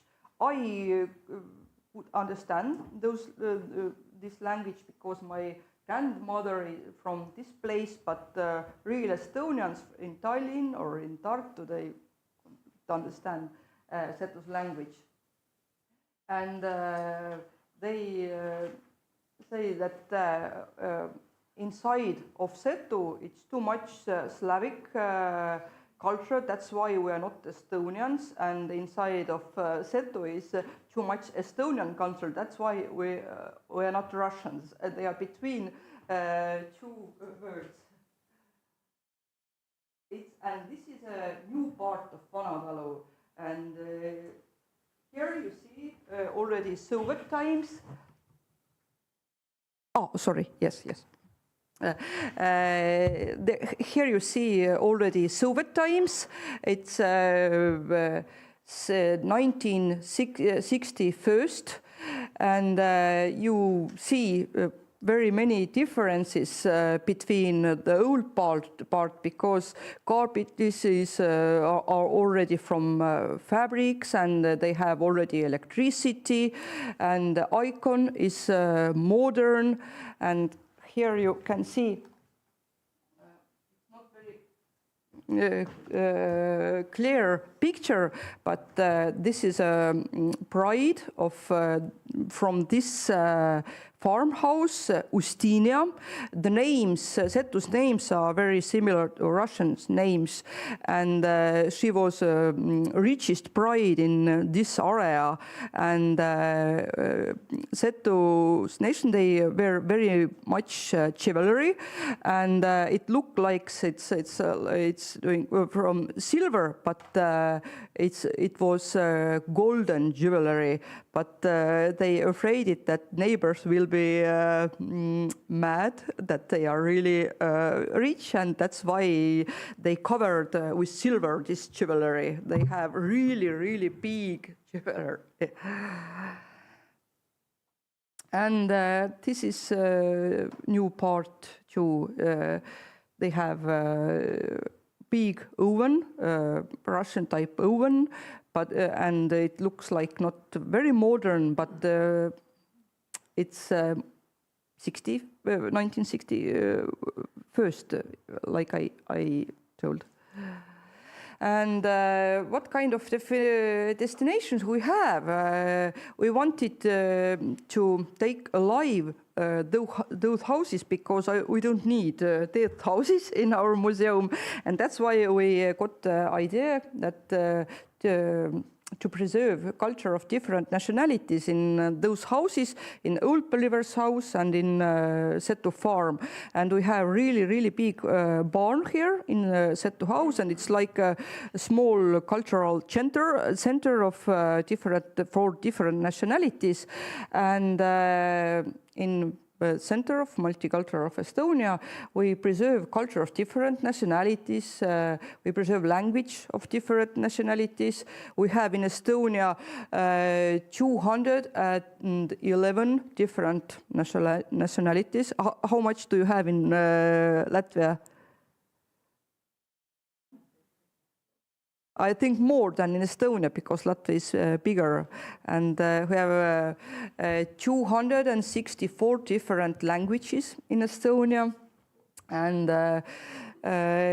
we would like to integrate different people to our culture, and we really need good relationships. Of course, our biggest community in Estonia is Russian community. In Estonia, 30% people is Russian people, and of course after the war we have really big Ukrainian community, we have Latvian community, we have really good relationship with Latvian people. We had, I organized the Latvian Cultural Day a few years ago, and we really like to bring young people to their roots, because young Old Believers people, they don't know anything about their culture and history and language and roots, and that's why we think it's really really good way to show their own culture, and we would like to see people who are proud of their own nationality, language and culture, even Russian people, because we have very good Russians too in Estonia, good ones, not only people who are supporting Putin, and that's why it's very sad to see that they have shame about nationality. They have really old and really rich culture and literature and language, and that's why they have to be proud. And of course, we really want to get other nationalities interested in Estonian culture and nation. It's the most important thing. And what do? We make connections with different national minorities. We introduce the visitors the culture of national minorities. We introduce Estonian culture to national minorities, and we organize different nations calendar events like Moldavian Smarty Shore. It's in March, and of course Orthodox different church calendars events. We introduced the history of Estonia to Ukrainian people, for refugees, and we have special school for Ukrainian refugees in Estonia, and I study Estonian literature. I'm a teacher of the Estonian literature in this school, and they are visiting very often our museum. We organize language learning excursions. They are really popular because from 1st September, our language, school language is Estonian language. I was waiting this very, very long times. Do you have some Russian schools in Latvia? Yes? And you can study in Russian language in those schools. Yeah? No more? We are moving away from that. Like we. And we prepare exhibition introducing national minorities. We have really many people from different Finno-Ugrical countries like Mari and Erza and Moksha and Vadja people, and of course we have very many Baltic Germans in Estonia. And here I want to show some picture from our events. It's a Shrove Tuesday, but it's Maslenitsa, like they say in Russia. It's a little bit different, but because we have only one day, it's Tuesday every year, but in Slavonic people, they celebrate the whole week. It's like a Russian pancakes week. You have to eat every day different pancakes, and you have to make a big doll, and you have to throw the fire this, and after that you can wait already spring. Yes, it's a woman who have to burn in the Moldavian spring holiday, Marty Shore. We have really big community of Moldavian people and from Romania and from Hungary, of course. They have really, really beautiful costumes, and they are more loud and powerful than Estonians, and it's really interesting for us. It's Moldavian woman. All clothes are really bright and white. I don't know how it's impossible. It's a cultural day of marination. Latvian. It's old believers kulich. It's pie. and they spies with 7 different floors. It's not very easy to make it because it's too big and you have to wait 3 hours. It's and samovar, of course.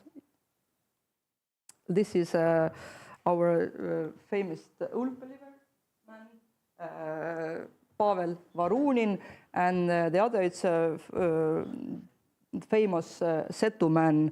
And the houses are not very far from each other, but those communities are really different. Ulpelivers they are quiet and they don't drink any alcohol, and they are really close community, and they are really serious people. But Setus people, they are really loud and they drink very much Hansa. It's an alcoholic drink. It's very, it's very, it's 70% alcohol, and they dancing very loudly and singing, and that's why those 2 communities, they are not very friendly sometimes. But we have to communicate with different people. It's challenge.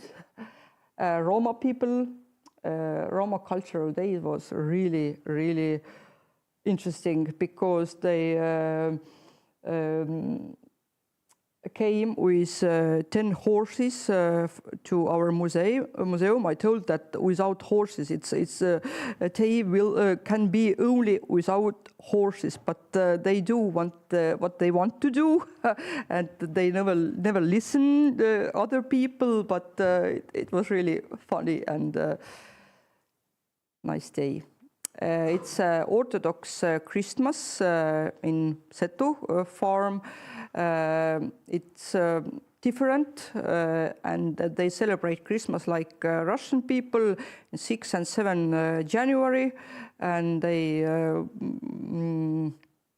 singing songs about Christ, and they wanted to get some money or food. And we celebrate this event every year, already 10 years, while we open these farmhouses. This is Ersa, people from Ersa country, from Moldova. And what this is a really big jewelry, but it's of course silver. And they are introducing Setu national costume, and they wear all the time. I don't know how it's not so important.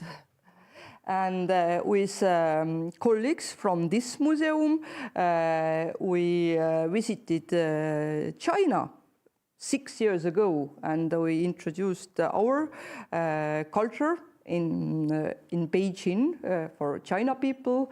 It was a really good trip, really. And of course, we have some different exhibitions about different cultures and different minorities. And of course, our education department do something, excursions about different minorities, and of course about Estonian culture in these houses. Thank you for listening. I don't know how much time I have.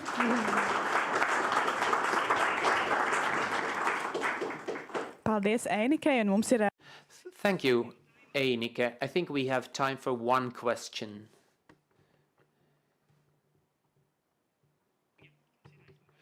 Back there. You organize lots of different events. In which language are these events usually held?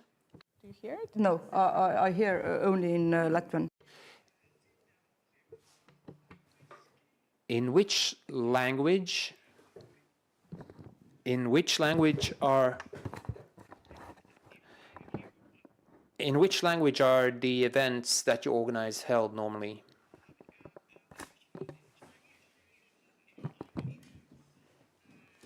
Estonian, in English, and in Russian language. Yeah. We don't have so many Russian speakers, colleagues in museum, but I all the time translate, and yes, in 3 languages, yes. Jā, labi. Paldies. Thank you. And since we have gained momentum, and I want to thank Einike. Aita in Estonian. Thank you. Un kā nākamo es vēlētos aicināt savu. And now I would like to give the floor to my colleague from the ethnography department of our museum, Mr. Jānis Zemgus-Jātnieks, and he will speak about the next range of topics, which is the project of creating a Selonia farmstead. Jānis has taken part in several expeditions in the historical region of Selonia in Latvia, and he will tell us about what was the result of these expeditions and how they fared, him and his colleagues. Thank you. Do I have a pointer? I do. Just a moment, please. Good morning, everyone. So this will be an overview of an expedition we had last September in Selonia region. Me and 2 of my colleagues, Kārlis Fogelis and Uģis Urtāns, we went to Selonia.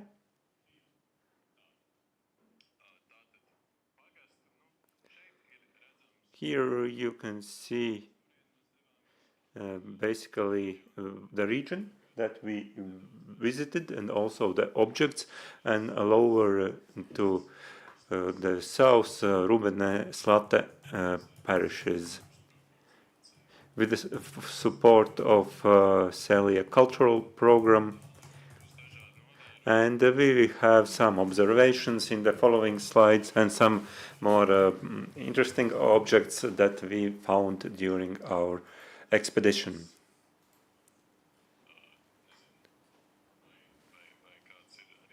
I don't know if any of you were here in the previous conferences when we talked about our expeditions.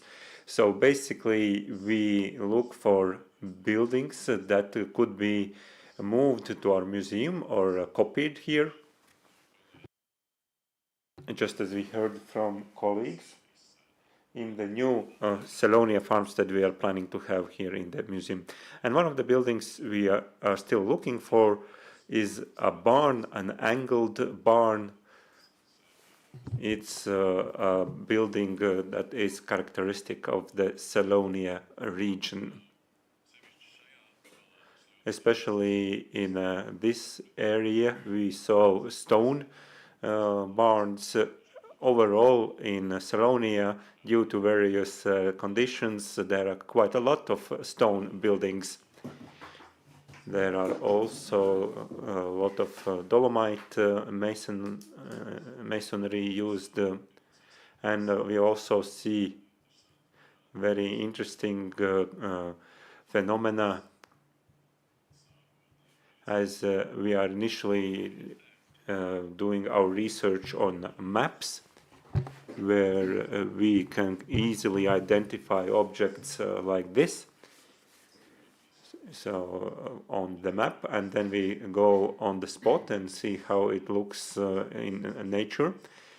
And quite often we see that we have a farm with 2 farmers. Here the green roof, we have one big barn and then another one, and at some point they have been joined together and they create an L-form building. So initially we think it's an angled barn, but when we go on the spot we see that it's a shed and a barn that have been joined together, and at the end of the day, maybe that's how these barns came about, that in the course of time, several separate buildings were joined together. And in the Sece parish, we had a very interesting observation. In a vertical line of several kilometers, we saw 4 farmsteads where every one had a very, very similar stone storehouse, which is quite a peculiar phenomena. We did not see such cases elsewhere. In this case, we can see at the beginning of the 19th century there was an interesting addition on top of this building that was used to raise a specific species of fox. We also saw peculiar architectural elements that are more ancient by form, but have been adapted and are still used nowadays despite the progress of time. So we have, these are probably a very good solution for drainage systems that are still being used, or a bucket that you can see on the slide that has survived to nowadays and has been adapted from an earlier concept. From the wooden architecture of the 19th century, there were not very many samples, but to the south of Daudze we have the Samanu farmstead, where there is a gathering of buildings that has been preserved. There's a wooden residential building, an angled barn, a storehouse, and a cellar.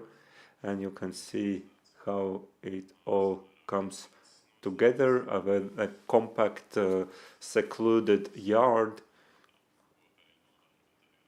It's quite characteristic of the type of construction used in Selonium. And as we move closer to Riga, because so far we had looked at the area that's further south, and then moving north, we see more often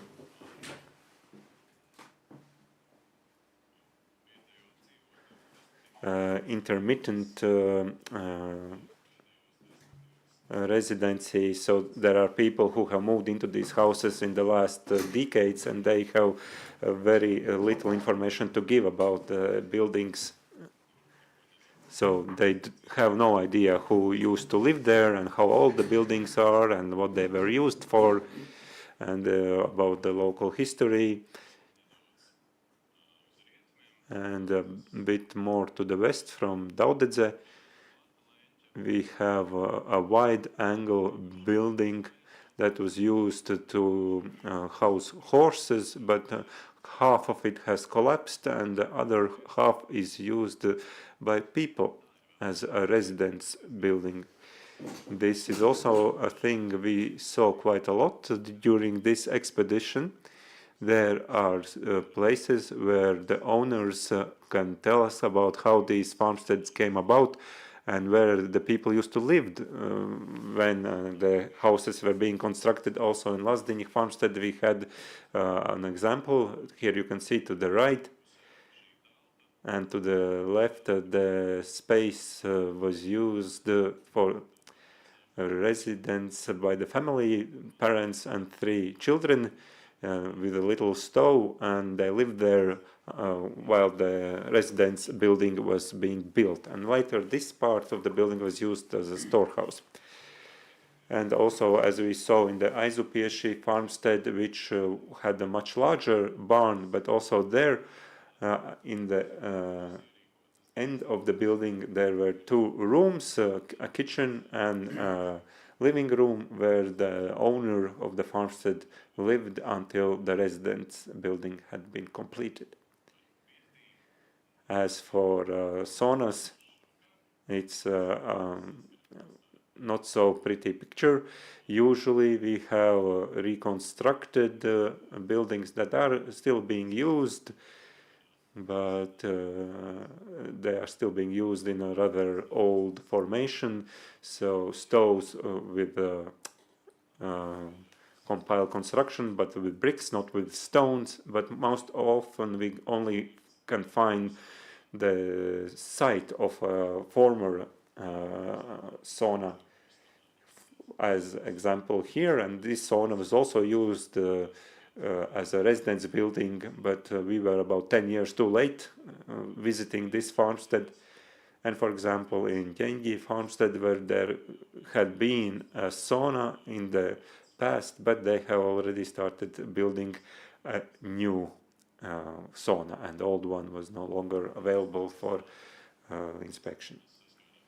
In Rubene parish, we saw a very beautiful two-room storehouse, which still has the front pillars, and it's the only threshing house. Usually we had only foundations from the threshing houses that were still visible, but here we had one, and it's an example of how these houses used to look like. And the owner showed us that there was a wall inside this building, at least there used to be. And the oldest building that we found during this expedition, also in Rubene parish, just across the road from the previous farmstead we looked at, is this storehouse that was all one room.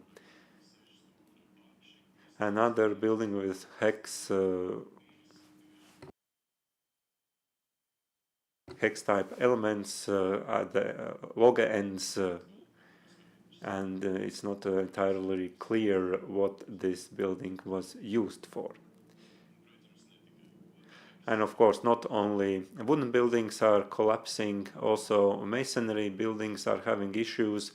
So we had a horseshoe formed building, and only part of it has survived. And I also have a small interactive part. We have a storehouse, and do you have any idea why there is such a window-like construction here?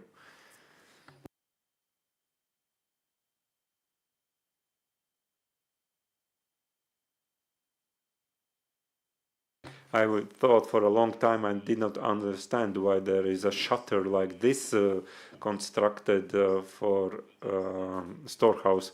As it turns out, it's installed during Soviet times from the next residence building. But now the house has been repaired and the facade has been remained, and only one shutter remains from that building. So there are examples of buildings built later on in 1959, and if we had not found this date, we might think it was from the beginning of the last century.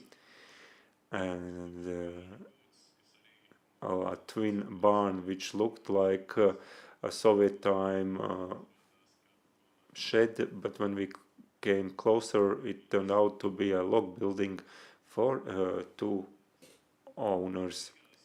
And in conclusion, there is a building. We can see it's slightly angled, and I was hoping very much that it will be a very nice wide angle barn that we will be able to inspect, but it's a storehouse from the second part of the 19th century, but there is a supplement of a regular barn or shed, and the owner couldn't explain why it is built at an angle. So we did not get an answer why this has been constructed like this. And so we have reached the end of the presentation. Maybe you have any questions.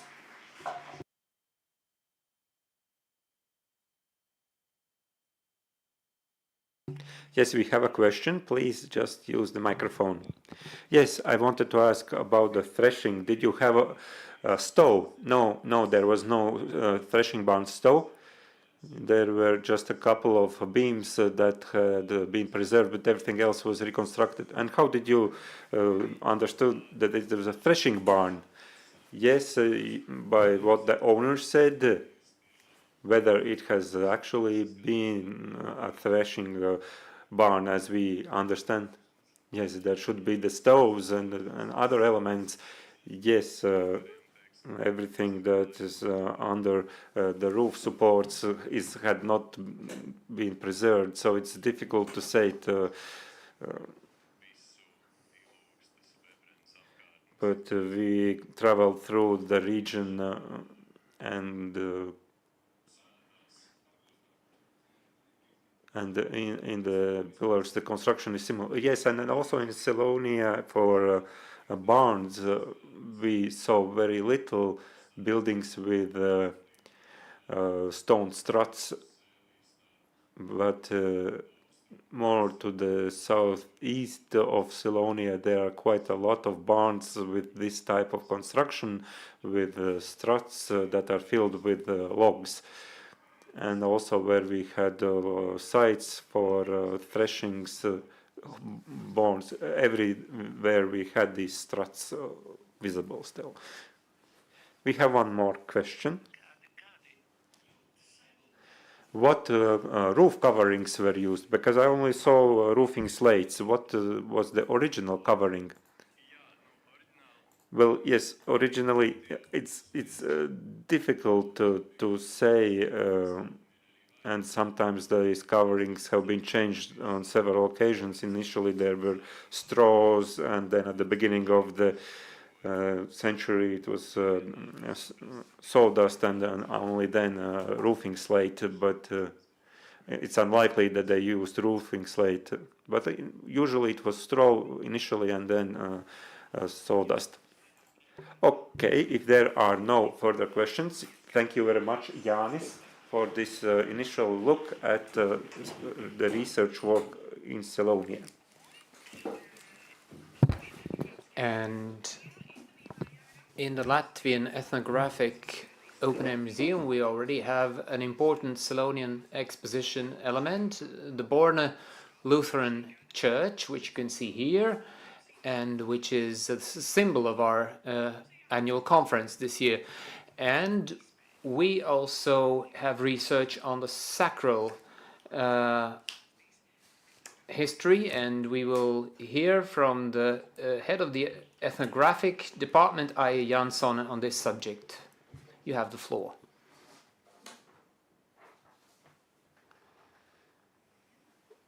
Hello, good day, dear conference participants, visitors from near and far.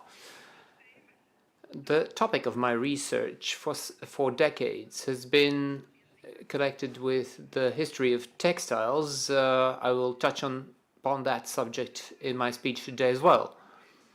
While working on the scientific problem of the history of handicrafts in Latvia, it came to light that we know very little about the origin, variety, technique and influence of Catholic liturgical textiles and its influence on popular handicrafts.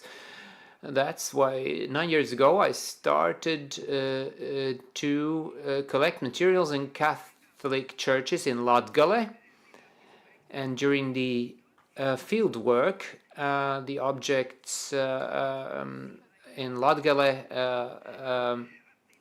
that I found were textiles. I measured them, photographed, described, and sorted and filed in our scientific archive. During these 8 years in the Latgale region, I have visited 77 Catholic churches, and last year German materials were collected in Selonia, where 2 ethnographic research field trips were carried out, and we visited 22 Catholic churches.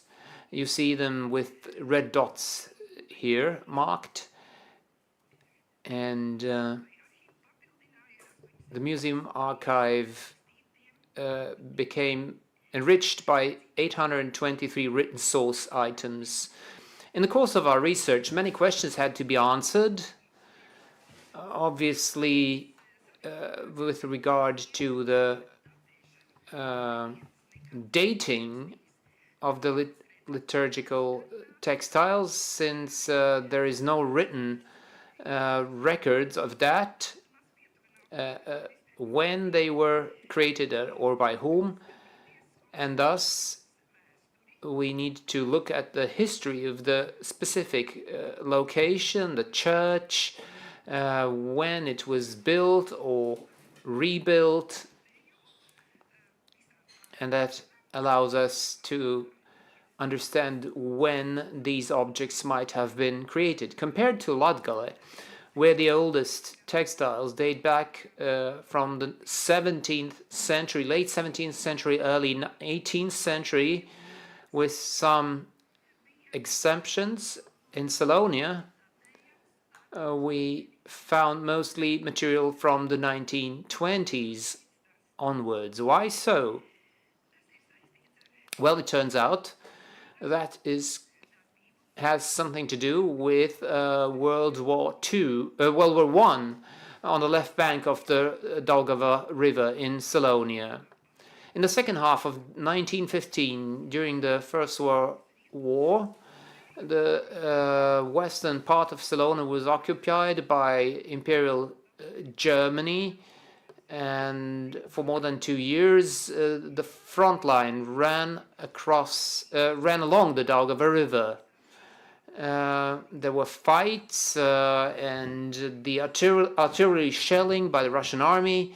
Large areas of Salonia were destroyed, including the town of Ilūkste, churches of Dviete and Dunau, and the Pils Kalnameina.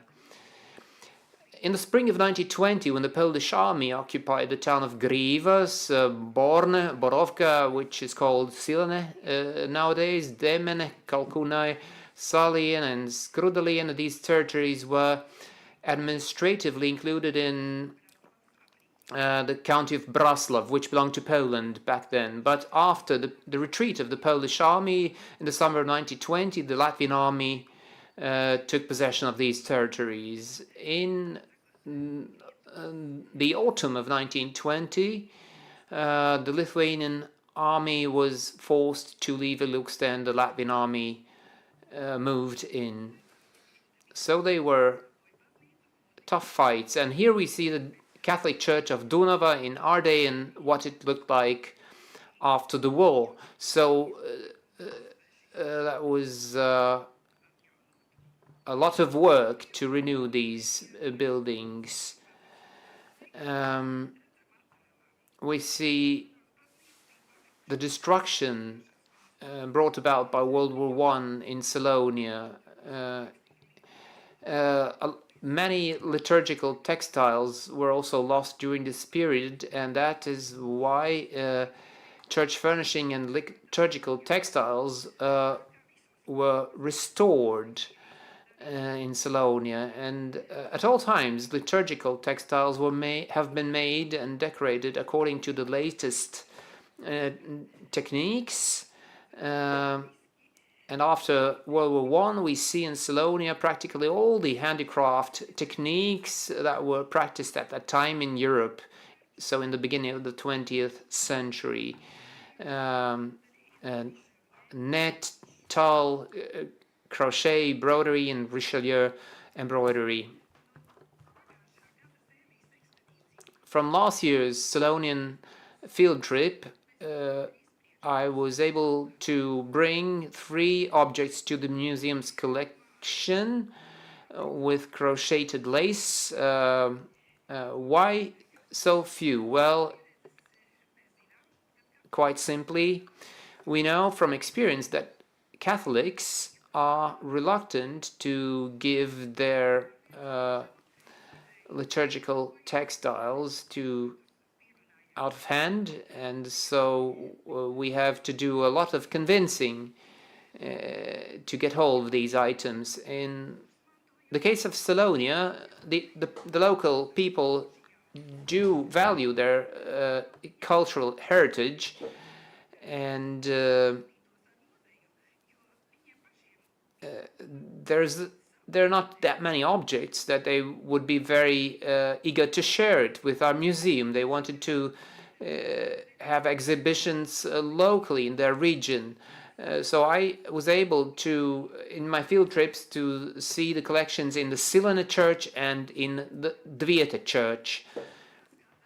This is what it looks like and what it's organized, how it's organized. These collections are made by enthusiasts, people who obviously have some historical knowledge, who are eager to preserve their cultural heritage, and they work to the best of their knowledge. We see a beautiful church built in 1913, so the interior of this church is mainly from that period of time, with a few exemptions. We have a pensioned school teacher, a teacher of history, by the name of Sofia Moale.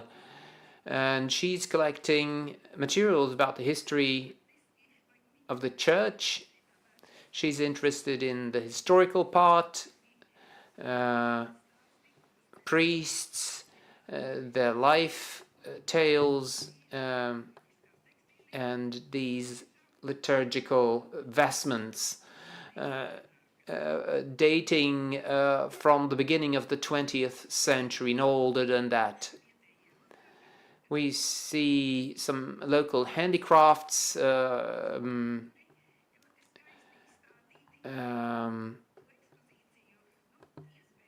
beautiful objects of our exhibition, and this school teacher has organized this exhibition to the best of her knowledge, as I said, and found some financing. Then we see by the organ there are two rooms. Here is a room where there are chandeliers and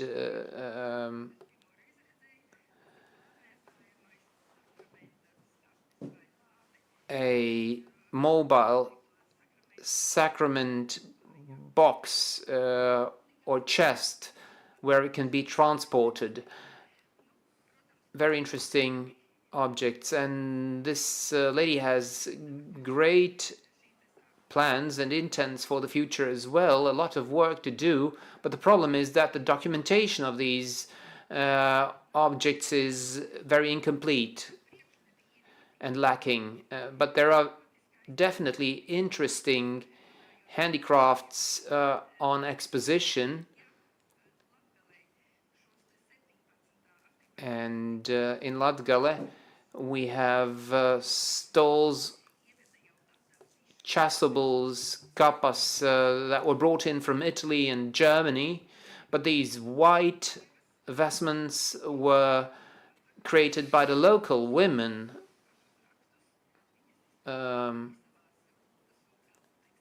farmers' wives, who made them by hand. And this is not the collection of a single parish. And in Elerne, in the church, we were given this stall to bring it to Silene. I obviously made a photograph and I date it to the 1860s. It's a typical Berlin wool work with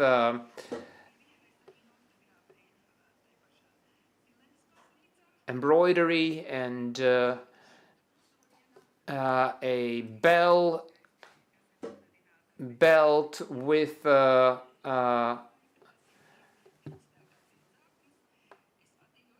cross-stitch technique, and from the beginning of the 20th century when the church was built, probably. The second collection is from Dvieta, the Sacred Treasuries Repository from the Dvieta Roman Catholic Church, and we have very modern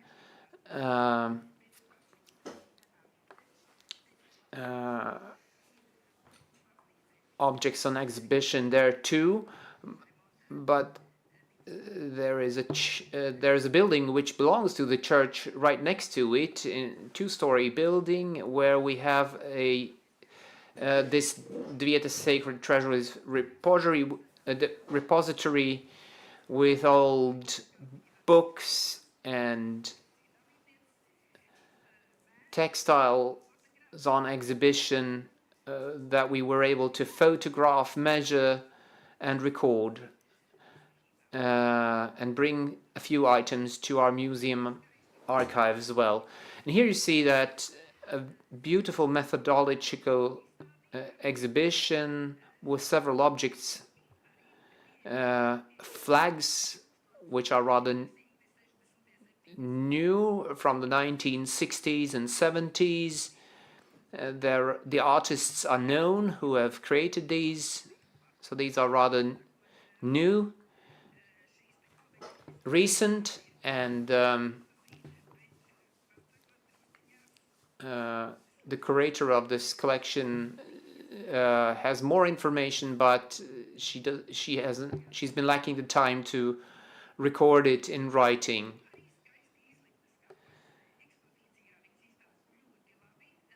Beautiful kappas in the exhibition, but as you know, vestments on the mannequins, you can't keep them for very long,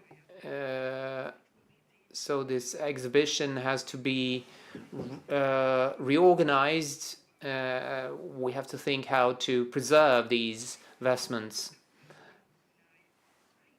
One thing that I was particularly enthused about is that on the first floor there is this cupboard with a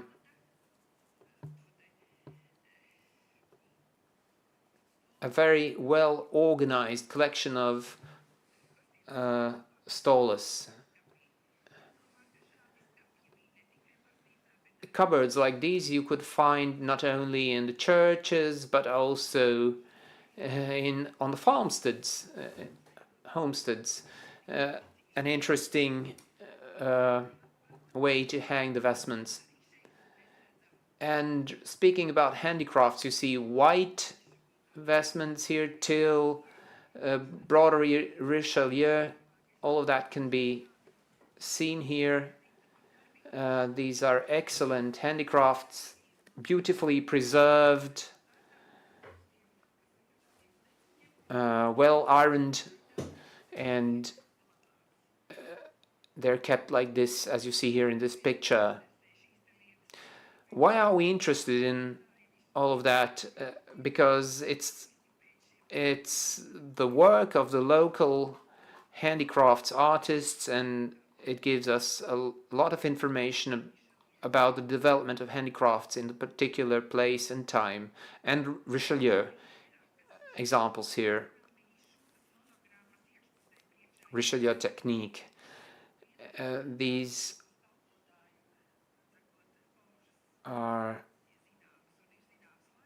vestments, priest vestments, and the years have been recorded when they have been in use in the local church.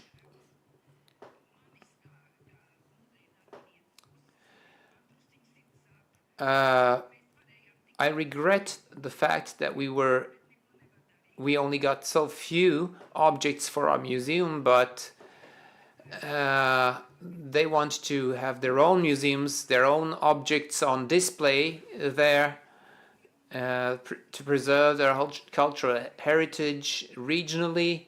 That is their decision. In Latgale too, we heard sayings like, we will build our own museum. I'm not sure if they will be able to carry it out. It's not as simple as some people would think, and all of the preconditions for preserving the objects that you have on display in the museum, and recording and inventory and all of that.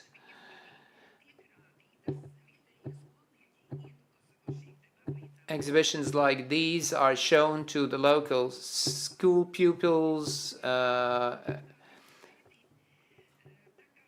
scientists can also have a look at it, and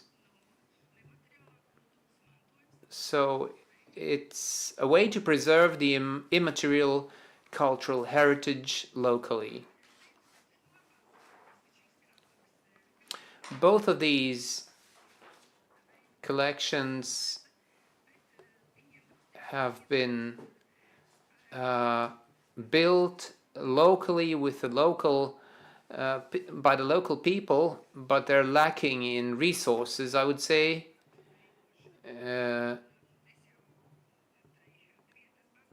And in the Dvieta church, I already said, I proposed to Vija that Miss Viedrana that the Daugavpils school pupils could be asked to help her, but apparently that has not yet been done. Who knows, maybe in the future. Which are the issues that would have to be addressed immediately? Urgent preliminary work. We have to think about the legal status of the collections. The conditions for preserving the collection must be specified, and the recording and documentation is another important point that has not yet been addressed properly. These are examples of very interesting exhibitions in our regions. We are planning to visit the Zemgale Catholic churches this year to organize a new field trip there, and then we will be able to compare Zemgale, Salonia and Latgale, these three Latvian regions, and the impact that history has had on them. Thank you.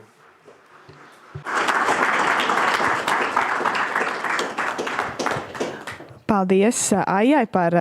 Thank you, Aija Jansone, for this insight to your field work. So if there are questions, you have the opportunity to ask them now. We have one question indeed.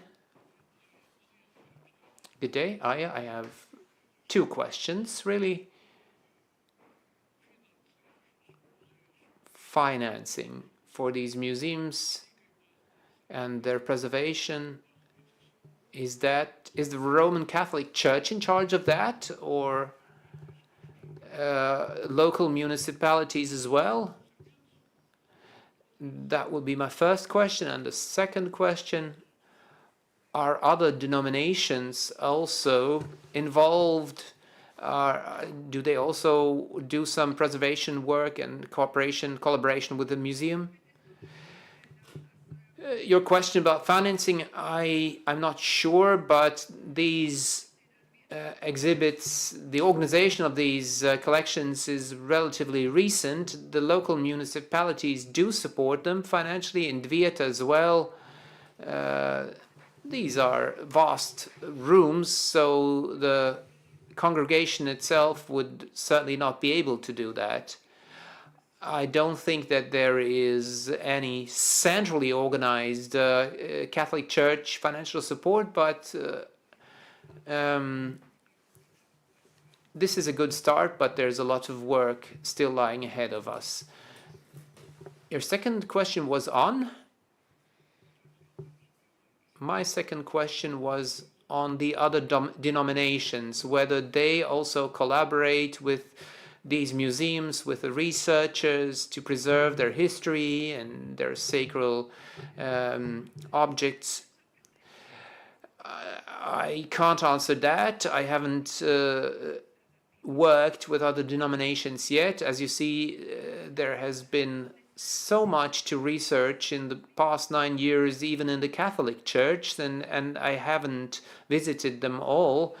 In the Augšzeme region, most of the churches I have visited, but it's hard to say, but it would be possibly a topic for future research. We have one more question. In the Silene church, is that a wooden church historically? Indeed, built in 1913, a wooden church. There was a wooden church before that, but there have been several reconstructions. Thank you for the questions. Thank you to Aya for the presentation.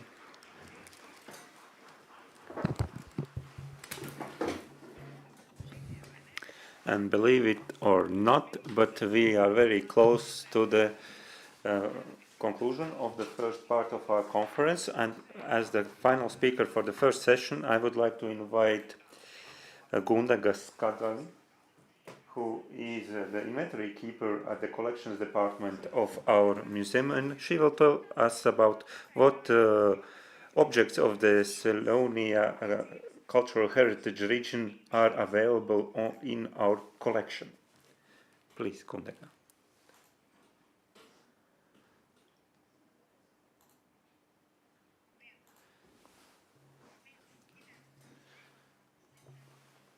Hello. So craftsmanship can be one sign of cultural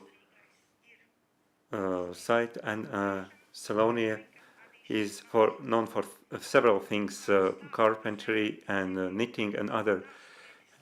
And what are the stories we can judge from items, and are there characteristics that are only present in Selonia, and what creates the identity of Selonian people? Looking at the collection of our open-air museum is very important in current context, since we are working on a new Selonia farmstead here in our museum. In our collection, we have items from Selonia in total 16.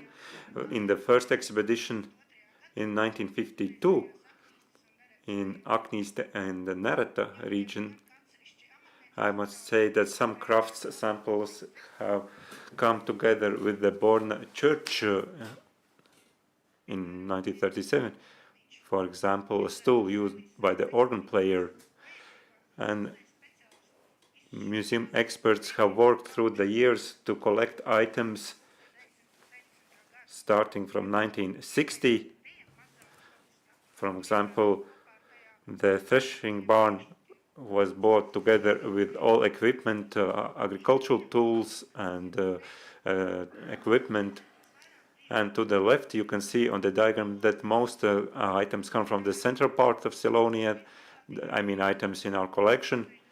And 165, the greatest harvest, so to speak, is from in a parish where we also had a building that will be traveling to our museum. And then we have items from other parishes. In total, we have had at least 20 scientific expeditions into Selonia, and we just heard reports from the latest ones in 2024, and this was possible support from the Selonia Historical Land program. This is a very interesting table that we are able to see now. To characterize material, culture and lifestyle, items created or used in Selonia have been identified in a total count of 1,115. Yeah, and in the last field surveys we have added 112. And as we can see, most attention has been paid to specific item groups: textiles, as we just heard, ceramics, works of straw, music, the instruments and furnitures, most likely due to specific studies, and most items come from the end of the 19th century and the beginning of the 20th century. And therefore, in our open-air museum we have exhibitions of, for example, clay pots. which is positive because it's a good source of research work and work on explaining the identity of Selonian people. And here you can see the items we have the most, but we do have more item groups than you can see here. And a question that has been very important over the latest years is there is an ethnographic ceramics, and Ande Sazāne talked about her collection and vessel she has. She said, I cannot prove anything, there are no signatures. Maybe they bought from somewhere, from some other regions, but it very its identity is not the same as in other neighboring regions, and they have some other appearances. And according to notes from field surveys, many clay pots were bought from Jews who were traveling through the regions and were gathering clothing, and then they exchanged it for various items, for example, clay pots. Some bought from Latgalians from across the Daugava River, and they bought these pots. But it's important in our collection, the analysis of clay vessels and their origin indicates that in Selonia, just like in Latgale and Kurzeme and Vidzeme, there is a local pottery, local ceramics, and on Selonian pots, our open-air museum can say a big thank you to Elga Keise, who has gathered these in 1980s and 1990s. So we have 198 ceramic items that have been produced or used in Selonia, and I think that is an excellent result. Here you can see the item groups and how they are broken down.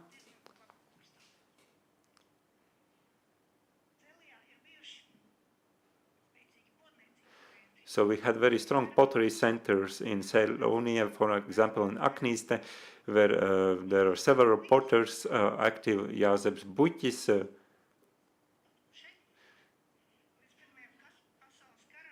until the World War I was a servant at a manor house and started to do pottery after the First World War, when Latvia became independent.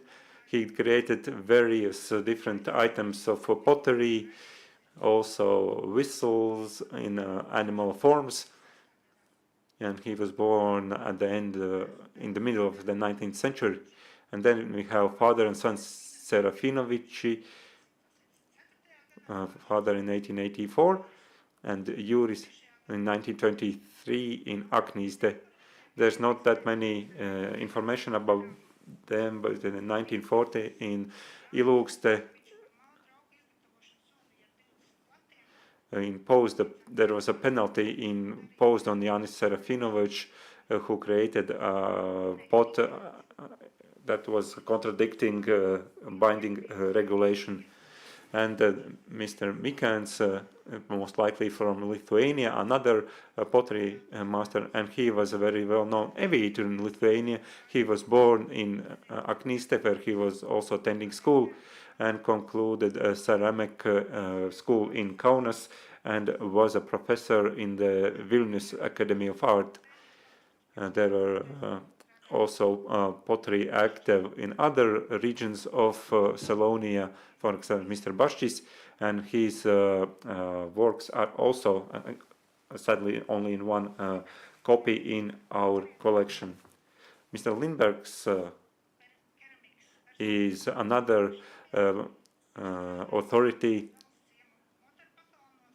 He worked in Salacījums region, and he created various size of similar form balls with two lines at the top without burning them in a kiln.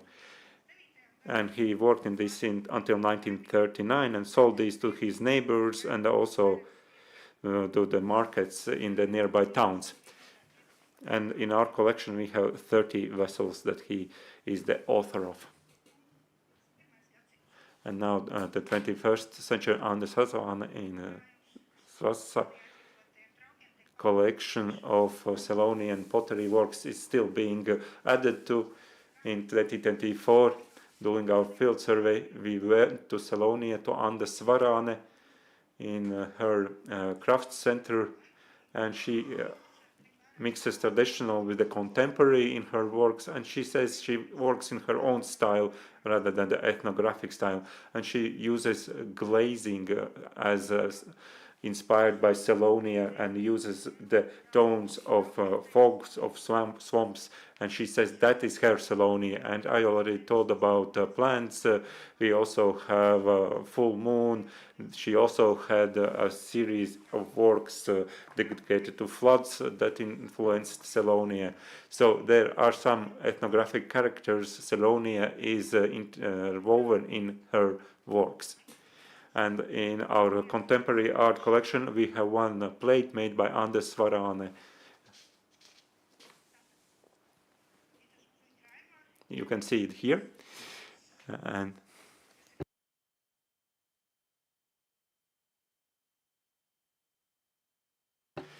these are the items we also have from Aknīste and Bebrene.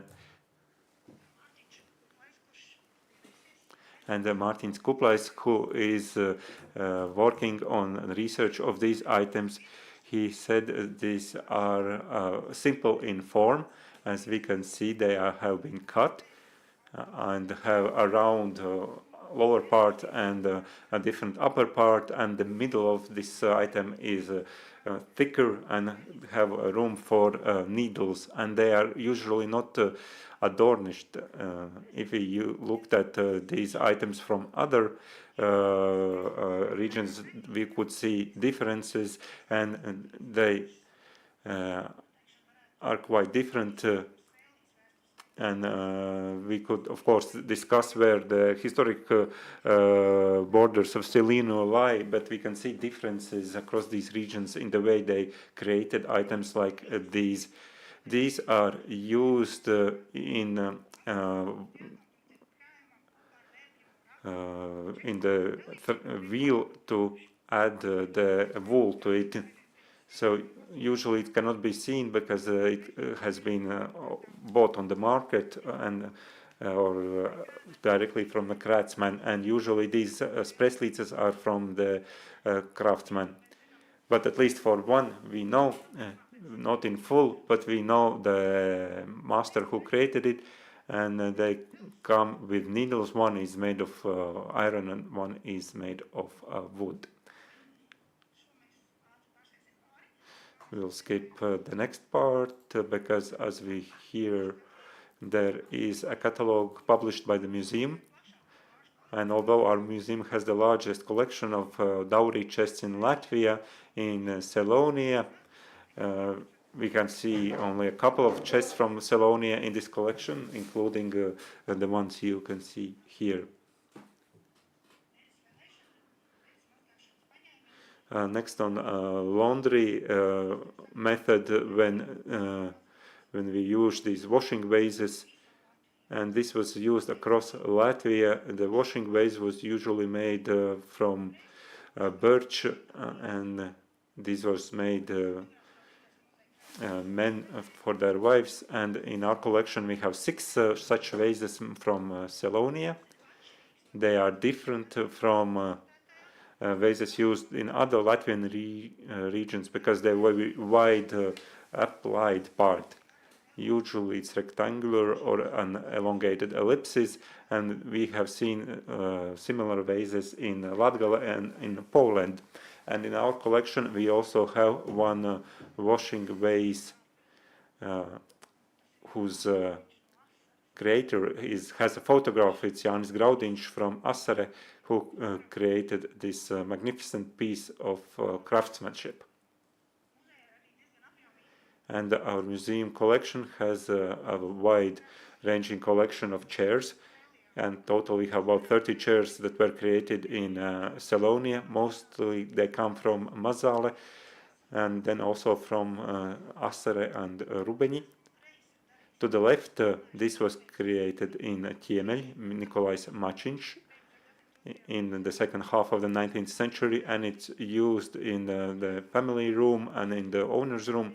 And to the right, this arrived in our collection in 2023 during a field survey, and it was donated by Mr. Eriks Jakobsons, and it was bought at a market in Ilūste for 5 rubles. Self-made toys usually indicates a society model where craftsmanship was an important part of daily life, and toys that were bought were not widely available, so we have in Zasa a clay bird. The story there is that 2 sisters were sent to their grandparents, and the grandfather, to busy the girls, used the clay to create a bird. So it's clay balls that are put on a piece of rope, and the girls had to play with this. We do not have this in our collection, but we have these toy chariots, and also a horse created by Jānis Baltmanis in Riekstiņi in Rubeņu parish for his son. The horse has no eyes that used to be created by attaching metal plates to this wooden toy.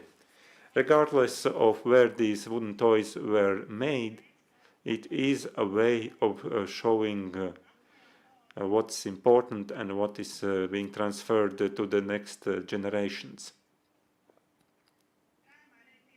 Our collection also has 15 candelabras, but I would like to turn your attention to one specific one made by Stanislavs Masāns in Medumu parish when he was about 80 years old. This could be used to put in a cupboard behind besides icons, and these were found in an attic together with 4 candles and several other similar candelabras that were created for neighbors.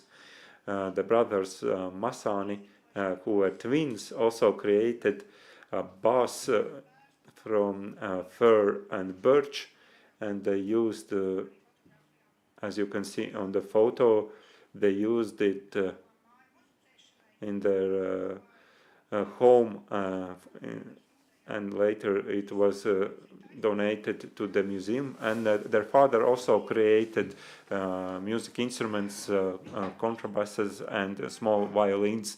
All the brothers, because besides these brothers there were also others, they all were creating musical instruments, although their main field of work was agriculture.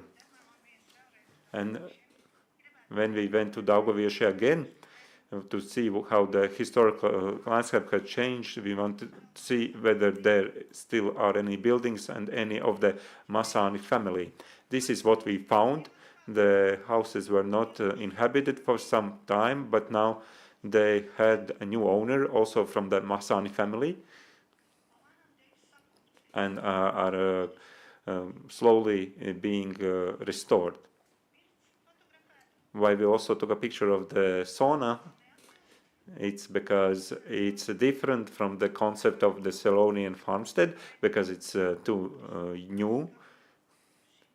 But it's important that the sauna paradoxically indicates that these 2 men were doing everything in their homestead. They also created the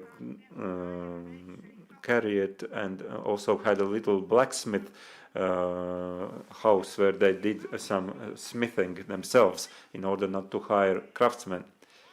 And they lived in the house you can see on the right, and there is still the window that was also visible in the previous photograph on the slide before this one. And there is also Daugavieši 2, where the 3rd brother lived, who was also a carpenter. And you can see the shed, there is a carved wood element, and the man who met us married into the Masāni family, and he said all the brothers were very skilled craftsmen. And if we go back to what the Selonian people said, that their identity is not only by ceramics, but also by woven works and textiles. We have many textiles in our collection from Selonia, and mostly these are towels from Selonia. So the first towels came from Ilūkste in 1960. We have all types of towels, including for cemeteries, but we also have table coverings. First came in 1962 and also crocheted and was created for a daughter's dowry. We are quickly approaching the end because this is the third most common textiles that we got from Selonia. These are bed covers. We have no exact data on the origins of bed covers, but most likely these were created together with the beds, and we have 17 beds from Selonia and 38 bed coverings, both striped and checkered, and the oldest one is from 1900, and the lack of previous bed covers, it's due to the fact that they were collected too late and most likely have not been preserved. So far as regards bed covers, we have crocheted and knitted and patchwork bed covers created in Selonia. Maybe you can also feel a bit more ethnographic. And there is a studio that are very active in ethnographic enthusiasts, and they have such an example of craftsmanship. So this is sleigh created in the 1932. The yellow color is not original. They have been repaired and repainted before exhibition in 1980 in Riga. And this set has participated in several exhibitions in Jēkabpils, in Lithuania, also during Song and Dance Festival in Riga, and also during the exhibition of applied arts. And now it's a part of the collection. So I would like you to feel the invitation of ethnographics, just like craftsmen did in Selonia. And I hope that our collection here at our museum, it will be a source of inspiration for everyone. And I would like to thank my colleagues, together with whom I worked on this. So everyone you can see here, Santa Dobe, Uģi Urtans, and everyone else who participated in our field trips. Martin Škuplais, who gave us guidance and continues to provide guidance, and Silvija Jansone, who helped us to stay on track, and Aija Visteri, and Gatis Diedziņš, who helps you see all of it. Thank you all very, very much. Thank you, Gundaga, and maybe there are questions for Gundaga.